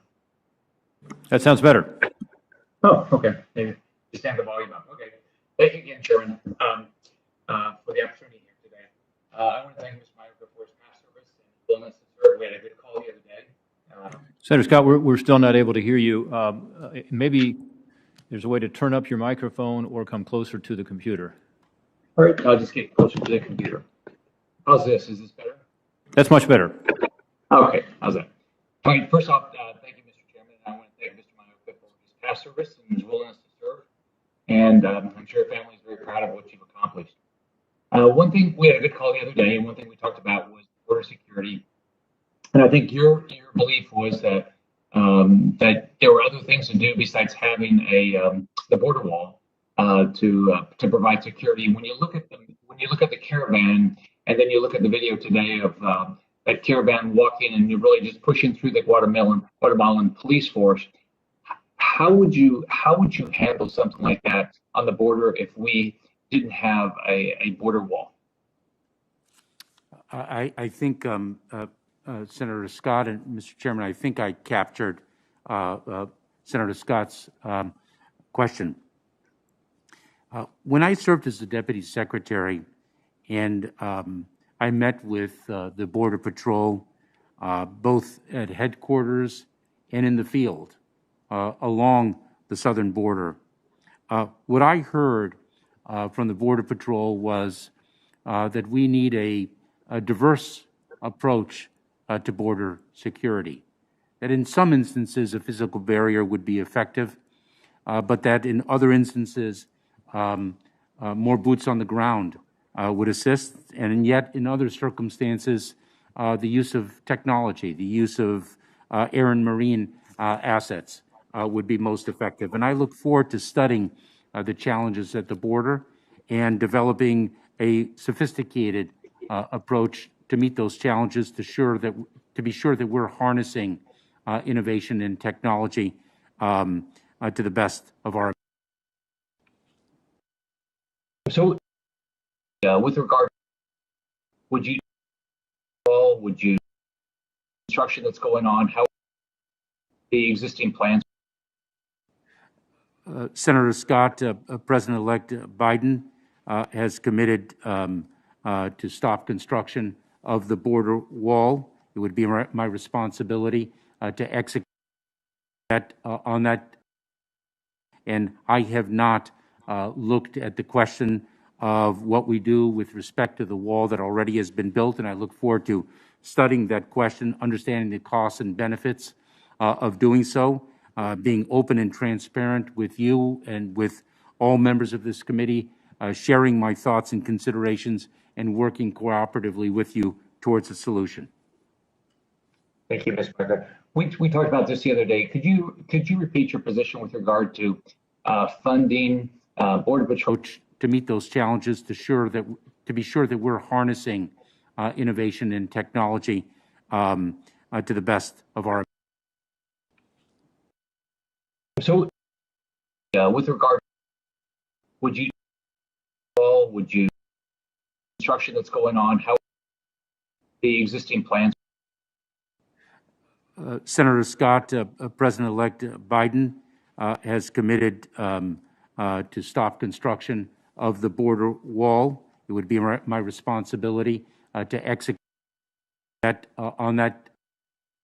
And I have not looked at the question of what we do with respect to the wall that already has been built, and I look forward to studying that question, understanding the costs and benefits of doing so, being open and transparent with you and with all members of this committee, sharing my thoughts and considerations, and working cooperatively with you towards a solution. Thank you, Mr. Speaker. We talked about this the other day. Could you repeat your position with regard to funding Border Patrol and ICE, and whether you think we should continue to fund them or we should abolish them? Senator, Border Protection enforcement.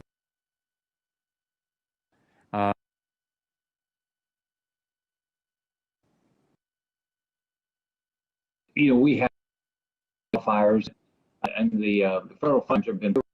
The Biden administration is thinking about $1 billion out.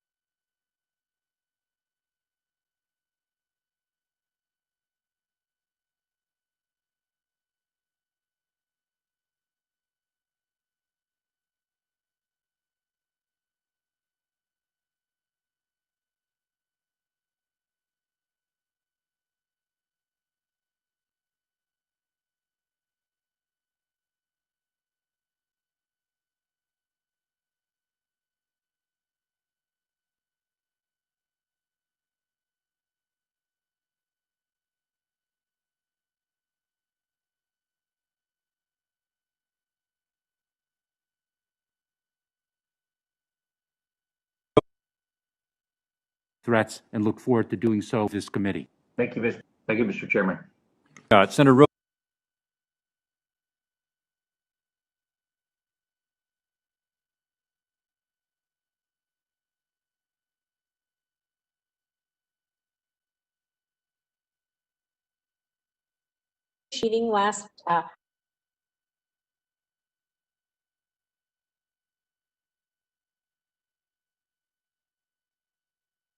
Appreciating last forward to hearing more about your plans to secure our homeland, treating immigrant communities with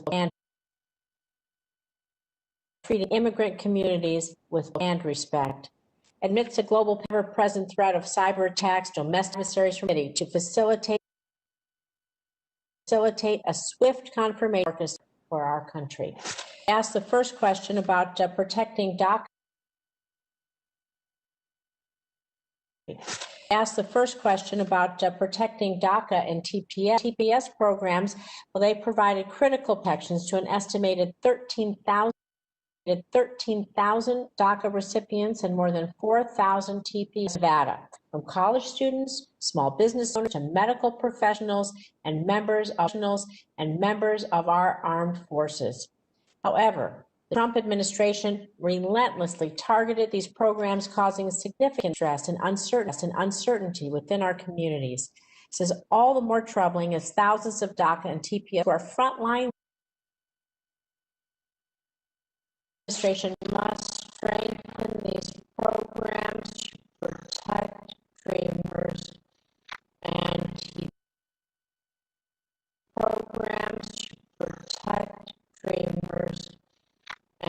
TPS holders. So how do you plan?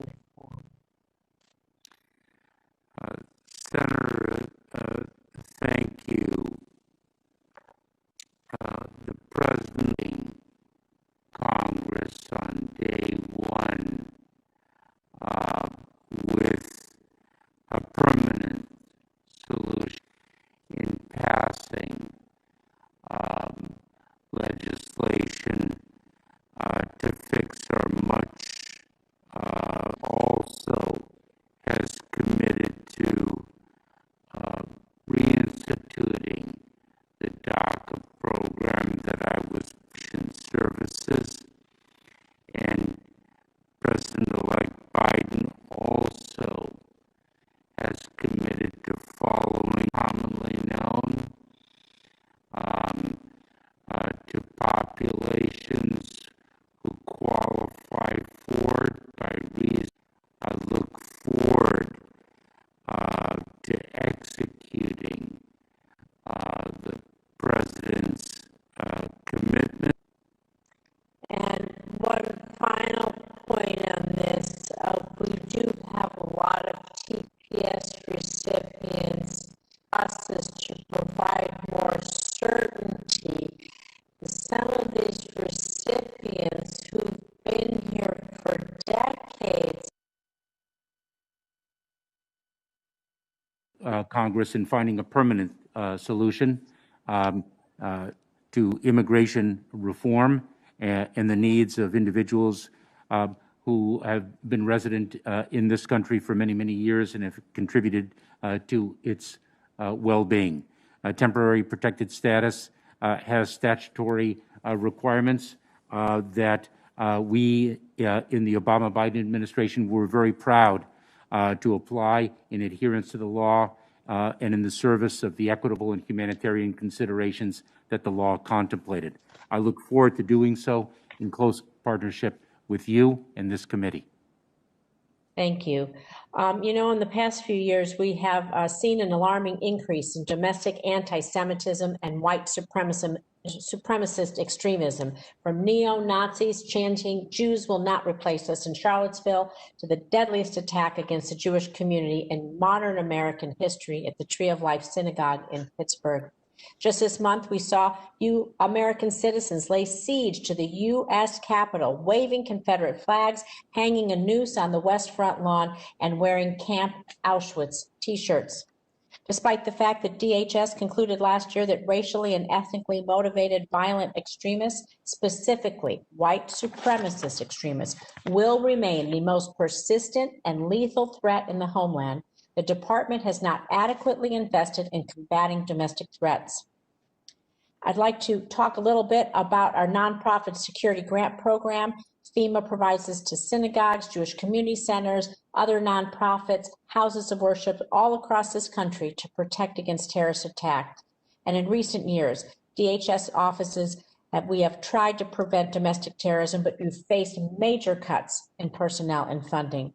The department lacks a coherent strategy to combat anti-Semitism and white supremacist extremism online, which far too often, unfortunately, manifests itself in real-life actions. I'm co-chair of the Senate Bipartisan Task Force Combating Anti-Semitism along with Senator Langford. But I'd like to ask you, what are your plans for addressing anti-Semitism and really tackling these online platforms that are promoting anti-Semitism? Senator, I am profoundly aware of the threat and existence of anti-Semitism in our country and the world. My mother lost her paternal grandparents and 7 uncles by reason of their Jewish faith in the Holocaust. My mother fled her home with her parents because of the Holocaust. I have dedicated a considerable amount of my personal and professional energy to battling anti-Semitism and discrimination of all forms. Most recently, I served on the advisory board of the Secure Community Network, sponsored by the Jewish Federation, to protect day schools, synagogues, and places of worship. I've worked with the Anti-Defamation League to battle discrimination and hate of all forms. Under my leadership as the Deputy Secretary of Homeland Security, we grew the nonprofit grant program to best protect minority communities, communities of faith, from the scourge of hate, and I would be privileged to work with you in this committee to make sure that we build on those advances and once and for all tackle this challenge that has caused so much pain to so many. Thank you. I have more questions. If there's a second round, I'll yield back my time. Thank you. Thank you, Senator Rosen. Senator Hawley. Thank you, Mr. Chairman. Mr. Mayorkas, thank you for being here. Congratulations on your nomination. Let me come back to a question that Senator Scott asked a moment ago regarding the border wall system. And I just wanted to follow up on your answer to make sure that I was clear. As you know, Congress has recently appropriated and enacted into law $1.4 billion in additional funding for the border wall system. My question is, I just wanted to be clear on this. Do you intend, if you are confirmed, to obligate and distribute those funds as they have been allotted and designated by Congress? Senator Hawley, I know that, as I previously expressed, President-elect Biden is committed to cease funding for further construction of the border wall. I would execute President-elect Biden's commitment in adherence to the laws that guide us. Does that mean, Mr. Mayorkas, that you intend not to obligate and spend the funds as directed by Congress? I mean, I'm aware of the President-elect's commitment, and I think it stands in some tension with the law passed, adopted, and duly enacted by this body. So I just want to be clear on where we're headed. Are you telling me that you don't think that the $1.4 billion that has been enacted, that has been directed towards the border wall system, that you will not follow the law and obligate that? I just am trying to understand what your position is going to be. Well, Senator, let me, if I may, strike at the fundamental point that I believe you are inquiring of, which is, will I follow the law on the execution of my responsibilities should I have the privilege of serving as the Secretary of Homeland Security? And the answer is yes, I will follow the law. And what I would need to do is to understand what the law provides with respect to the obligation of funds to construct the border wall, and see what the opportunities are to discontinue any such obligation if in fact the law permits, and act accordingly. Very good. That does answer my question, and you got right to the nub of it, which was what you'll do with regard to the law as it currently stands. So I look forward to seeing the actions that you take there. Let me come back to the subject of immigration policy a little bit more broadly. And speaking of the president-elect's plans, he has said that he intends to propose, as early as his first day in office, so tomorrow, a plan for amnesty to up to 11 million illegal immigrants. Now, I have to tell you, I have concerns about that, especially in this time of severe economic distress that has fallen disproportionately on working class Americans. Give me a sense of do you support a mass amnesty? 11 million is a very, very large number. Do you support mass amnesty on that scale? Give me a sense of your thinking on this. Thank you for the opportunity to speak to that important issue, Senator Hawley. President-elect Biden has committed to presenting Congress on day one with an immigration reform bill that once and for all fixes, I think, what we all can agree is a broken immigration system.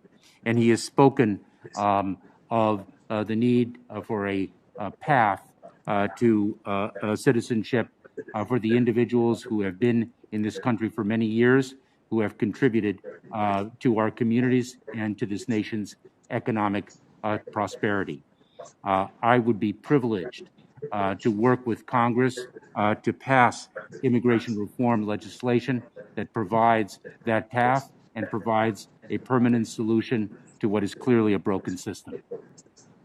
Are you worried at all, Mr. Mayorkas, that an amnesty on that scale, such as envisioned by the president-elect, will become itself a pull factor? Senator Scott mentioned the recent migrant caravan from Honduras headed towards the United States that appears to have been disrupted in Guatemala. But are you concerned? I'm concerned about the pull factor here, as well as the policy, again, implications, particularly as it relates to working Americans. But are you concerned about a pull factor in an amnesty of that scale? Senator Hawley, I remember the bipartisan piece of legislation that the United States Senate proposed a number of years ago with the path to citizenship for individuals who had contributed to our nation's well-being for many years, and the fact that it spoke of certain requirements to ensure that individuals who had been here and contributed to the United States could gain that path, and those who had not yet arrived would not. But with respect to the pull and push factor, separately, if I may, Senator Hawley, let me speak to the push factor, because I don't think its severity can be overstated. And I say this because President-elect Biden has articulated an ambitious and visionary plan for addressing the root causes of irregular migration. When loving parents are willing to send their young child alone to traverse Mexico to reach the dangerous southern border between the United States and Mexico because of the acute violence and severe poverty and the fear of persecution, I think we need to address the push factor as the gravest challenge to irregular migration. And therefore, the investment in countries where so many people are fleeing, the investments in building a refugee program in the Western Hemisphere and in the region, so that humanitarian relief is provided and our border is not the first place at which those needs are confronted, I think is a vital and underlying solution to the problem we confront. Thank you for that. Let me ask you two more questions, Mr. Chairman. I'll try to be brief. I want to ask you about the migrant protection protocols, and then I want to ask you about human trafficking. But just quickly, Mr. Mayorkas, on the migrant protection protocols, This is, as you know, the Trump administration's policy of processing migrants in Mexico, helping to restore a safe and orderly immigration process while deterring those dangerous crossings that you were just talking about. Do you anticipate continuing to implement the migration protection protocols, or will you end them? Senator Hawley, I think you were cut off midstream in your final question, but I think I understand your question, which is, would I continue with the Migration Protection Protocols, or MPP, as the acronym is known? President-elect Biden has spoken of his commitment to end the Migration Protection Protocols, and I would execute on that commitment should I have the privilege of serving as the Secretary. Okay, last question, Mr. Chairman. Human trafficking, Mr. Mayorkas. Last October, the department launched a new integrated operations system, a center rather for countering human trafficking led by ICE. They've had considerable success, but there is a tremendous amount of work left to do. As Secretary, if confirmed, would you continue to prioritize combating human trafficking and supporting ICE and the department as a whole in its battle against this modern day form of slavery? I would, Senator. I would look forward to working with you in that regard, and I can share with you that for 12 years as a federal prosecutor, I focused considerable energy and effort on combating human trafficking and prosecuting the perpetrators of it. Thank you, Mr. Mayorkas. Thank you, Mr. Chairman. Thank you, Senator Hawley. We'll now go to a second round, and I know some members were not able to stay. Let's make this a lightning round. A lightning round. We're going to go quickly and try to get yes or no answers. First, we talked about the Inspector General report earlier. I wanted to give you a chance to respond to the second part of it, which was the report that indicated that there were employees, whistleblowers, as they were called by the IG, who stepped forward and said that they were poorly treated at USCIS. How do you explain that over 15 of these employees from different locations and employment levels provided testimony on how they were treated poorly by you? How do you respond to that? Mr. Chairman, I'm very grateful to you that you've asked that question, because I know you referenced that in your opening statement, and quite candidly, if you hadn't asked this question of me, I would have requested the opportunity to address it before we adjourned this hearing. Mr. Chairman, my father taught me a very important principle, and that is that an organization chart is vertical when it comes to the division of responsibilities, but it is horizontal and perfectly flat when it comes to the stature of each and every individual in the organization. And my father taught me that, not by words, but by how he conducted himself. And I'm immensely proud of the fact that I have adhered to that lesson throughout my career as a professional and throughout my life as a human being. And Senator, Mr. Chairman, you can ask the thousands of people who have worked with me over my career about how I have conducted myself, and I'm very proud of that fact. And the fact is, that's my greatest source of pride, the dignity and respect with which I have treated others. And as the Director of U.S. Citizenship and Immigration Services, Mr. Chairman, as I mentioned before, I fix problems. And sometimes fixing problems means making improvements. And sometimes making improvements means making change. And some people aren't happy with change. But change, improvement, fixing problems is my commitment. And I take stock in the fact that just today an article was published about me, and I read in there Mr. Homan's comment. Mr. Homan was the leader of Immigration and Customs Enforcement during this administration, and he was the head of enforcement and removal operations when I served as the Deputy Secretary. Mr. Homan and I disagreed on policy from time to time, but we had mutual respect.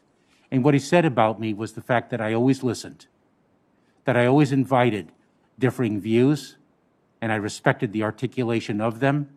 I made my decisions, but I was fair and understanding and open and transparent in receiving and in inviting different views, because that is an obligation to make sure that we bring the best thinking to the table on behalf of the American people.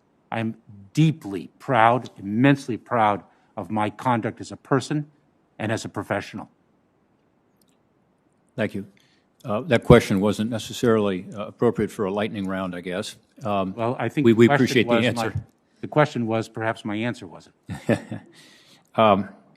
I have to make a comment here with regard to the IG, because one of my colleagues earlier questioned the integrity of the IG. And as you know, Mr. John Roth was the IG who issued the report and substantially completed it. His predecessor was the IG that my colleague was talking about. And I just want to put that on the record, again, not to have anybody's reputation unfairly besmirched in this process.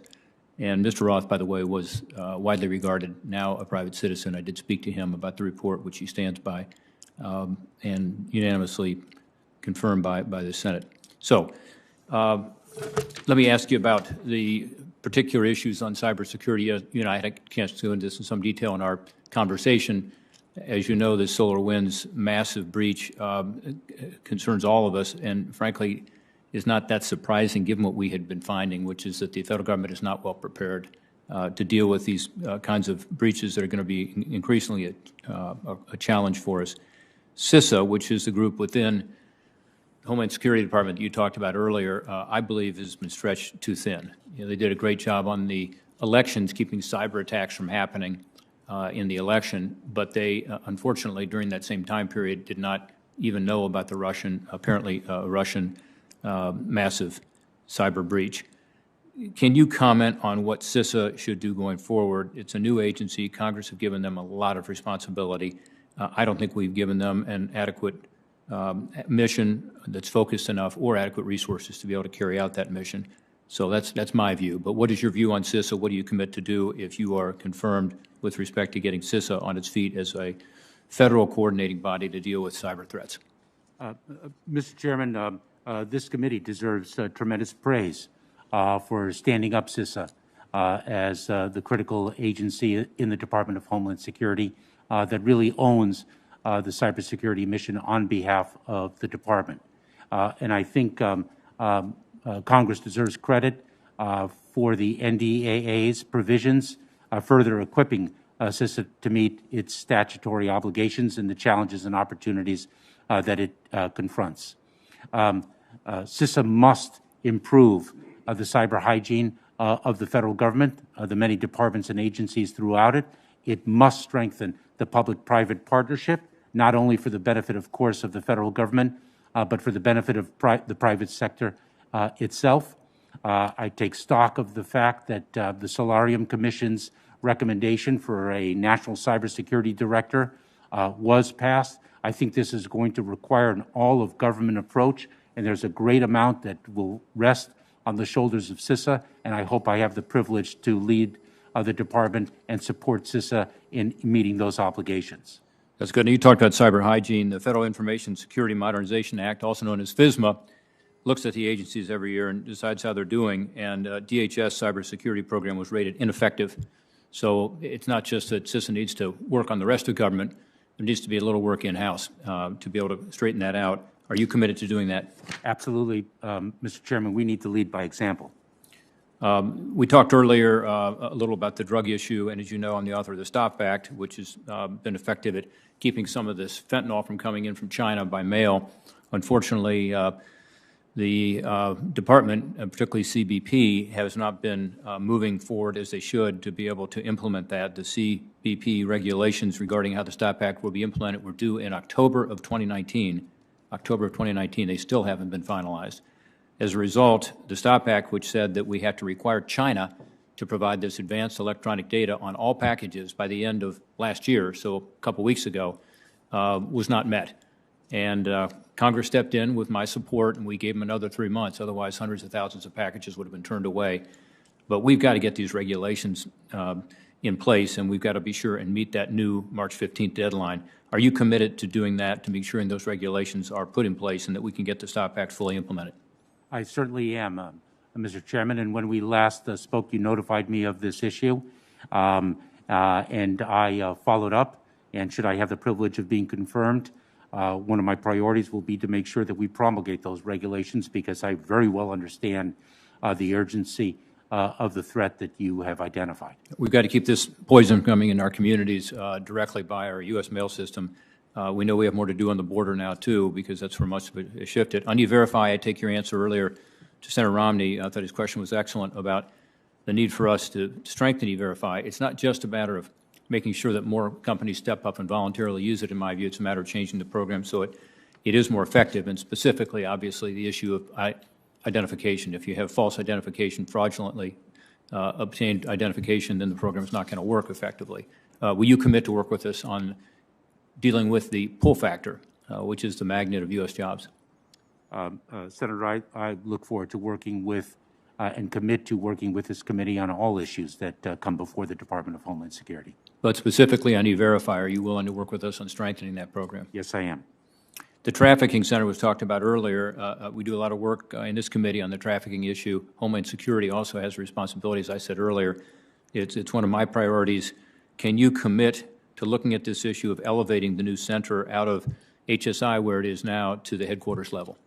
Senator, I would be pleased to look at that and the capacity of the headquarters to really administer that most effectively. I would like to study that issue, and I commit to sharing my findings with you.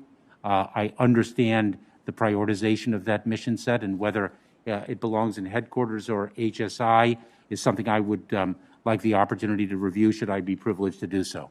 Given the mission, I think it's much more appropriate that it be at the headquarters level to be able to be effective, and we can talk about that. Secret Service, I have talked to you about this already. My understanding is that you think the Secret Service should stay at the Department of Homeland Security. Is that correct? Yes, it is. My concern, having known a lot of members of the Secret Service, having been a protectee, is that they continue to be overworked and undervalued. And they have enormous strain on them, including right now with regard to this inauguration tomorrow. Would you agree to prioritize, from a staffing and budgeting perspective, ensuring that the Secret Service has what they need to be able to do its mission? I would, Mr. Chairman. We look forward to working with you on that. There are a number of issues that connected today with regard to anti-Semitism and pushing back against white supremacists. One of the things that we have done in this committee since you were last in government is we have substantially expanded the nonprofit security grant program to help with regard to all kinds of faith-based organizations and nonprofits, including synagogues and Jewish community centers and so on that have been under threat in my home state of Ohio. Specifically, Senator Peters and I led an authorization bill for the program that we got signed into law just last year. We also increased the funding this year to $180 million, and Senator Gillibrand and I are working on some other improvements to the program. My question for you is, are you willing to work with us and work with our partners around the country, and this is being done, as you know, through FEMA, to ensure that we have adequate help for these faith-based communities to be able to push back against the extremist threat, number one, and number two, my longer-term concern is sustainability. Many of these organizations are getting grants. In Ohio, frankly, a number have applied and been successful. But to sustain these programs over time, whether it's cameras, we've expanded the program in the last couple of years to include security personnel as an example, or whether it's simply having the ability to fully guard against these attacks by having the facilities hardened against potential attacks. The long-term sustainability of these programs concerns me, and I wonder if you'd be willing to work with us on that as well. I would on both counts.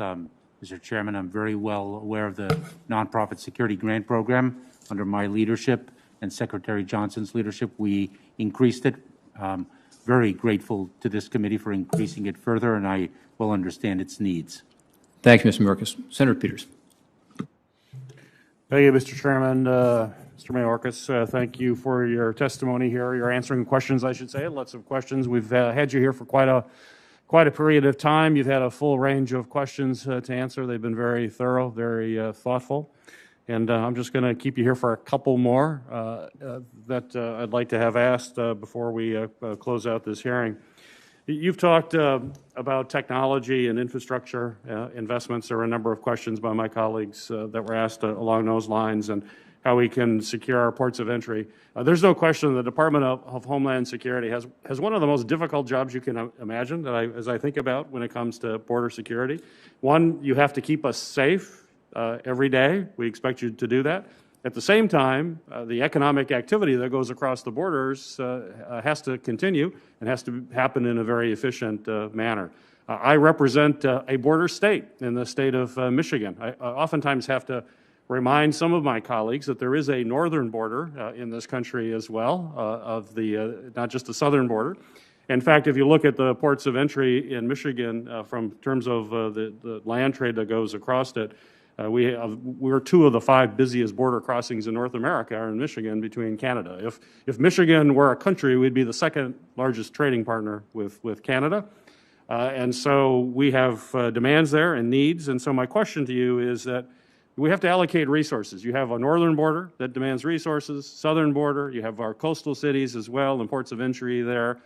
How do you see managing that and making sure there are equitable deployment of resources to deal with the security threats all across our country, but also the needs to be able to move trade efficiently across those borders in a secure fashion? Ranking Member Peters, thank you very much. I traveled the northern border during my tenure as the Deputy Secretary. I well understand while much attention is given to our southern border, we cannot neglect the other borders. Northern border and, quite frankly, the air and maritime challenges that we as a country face. The challenges that the Department of Homeland Security confronts are many and varied.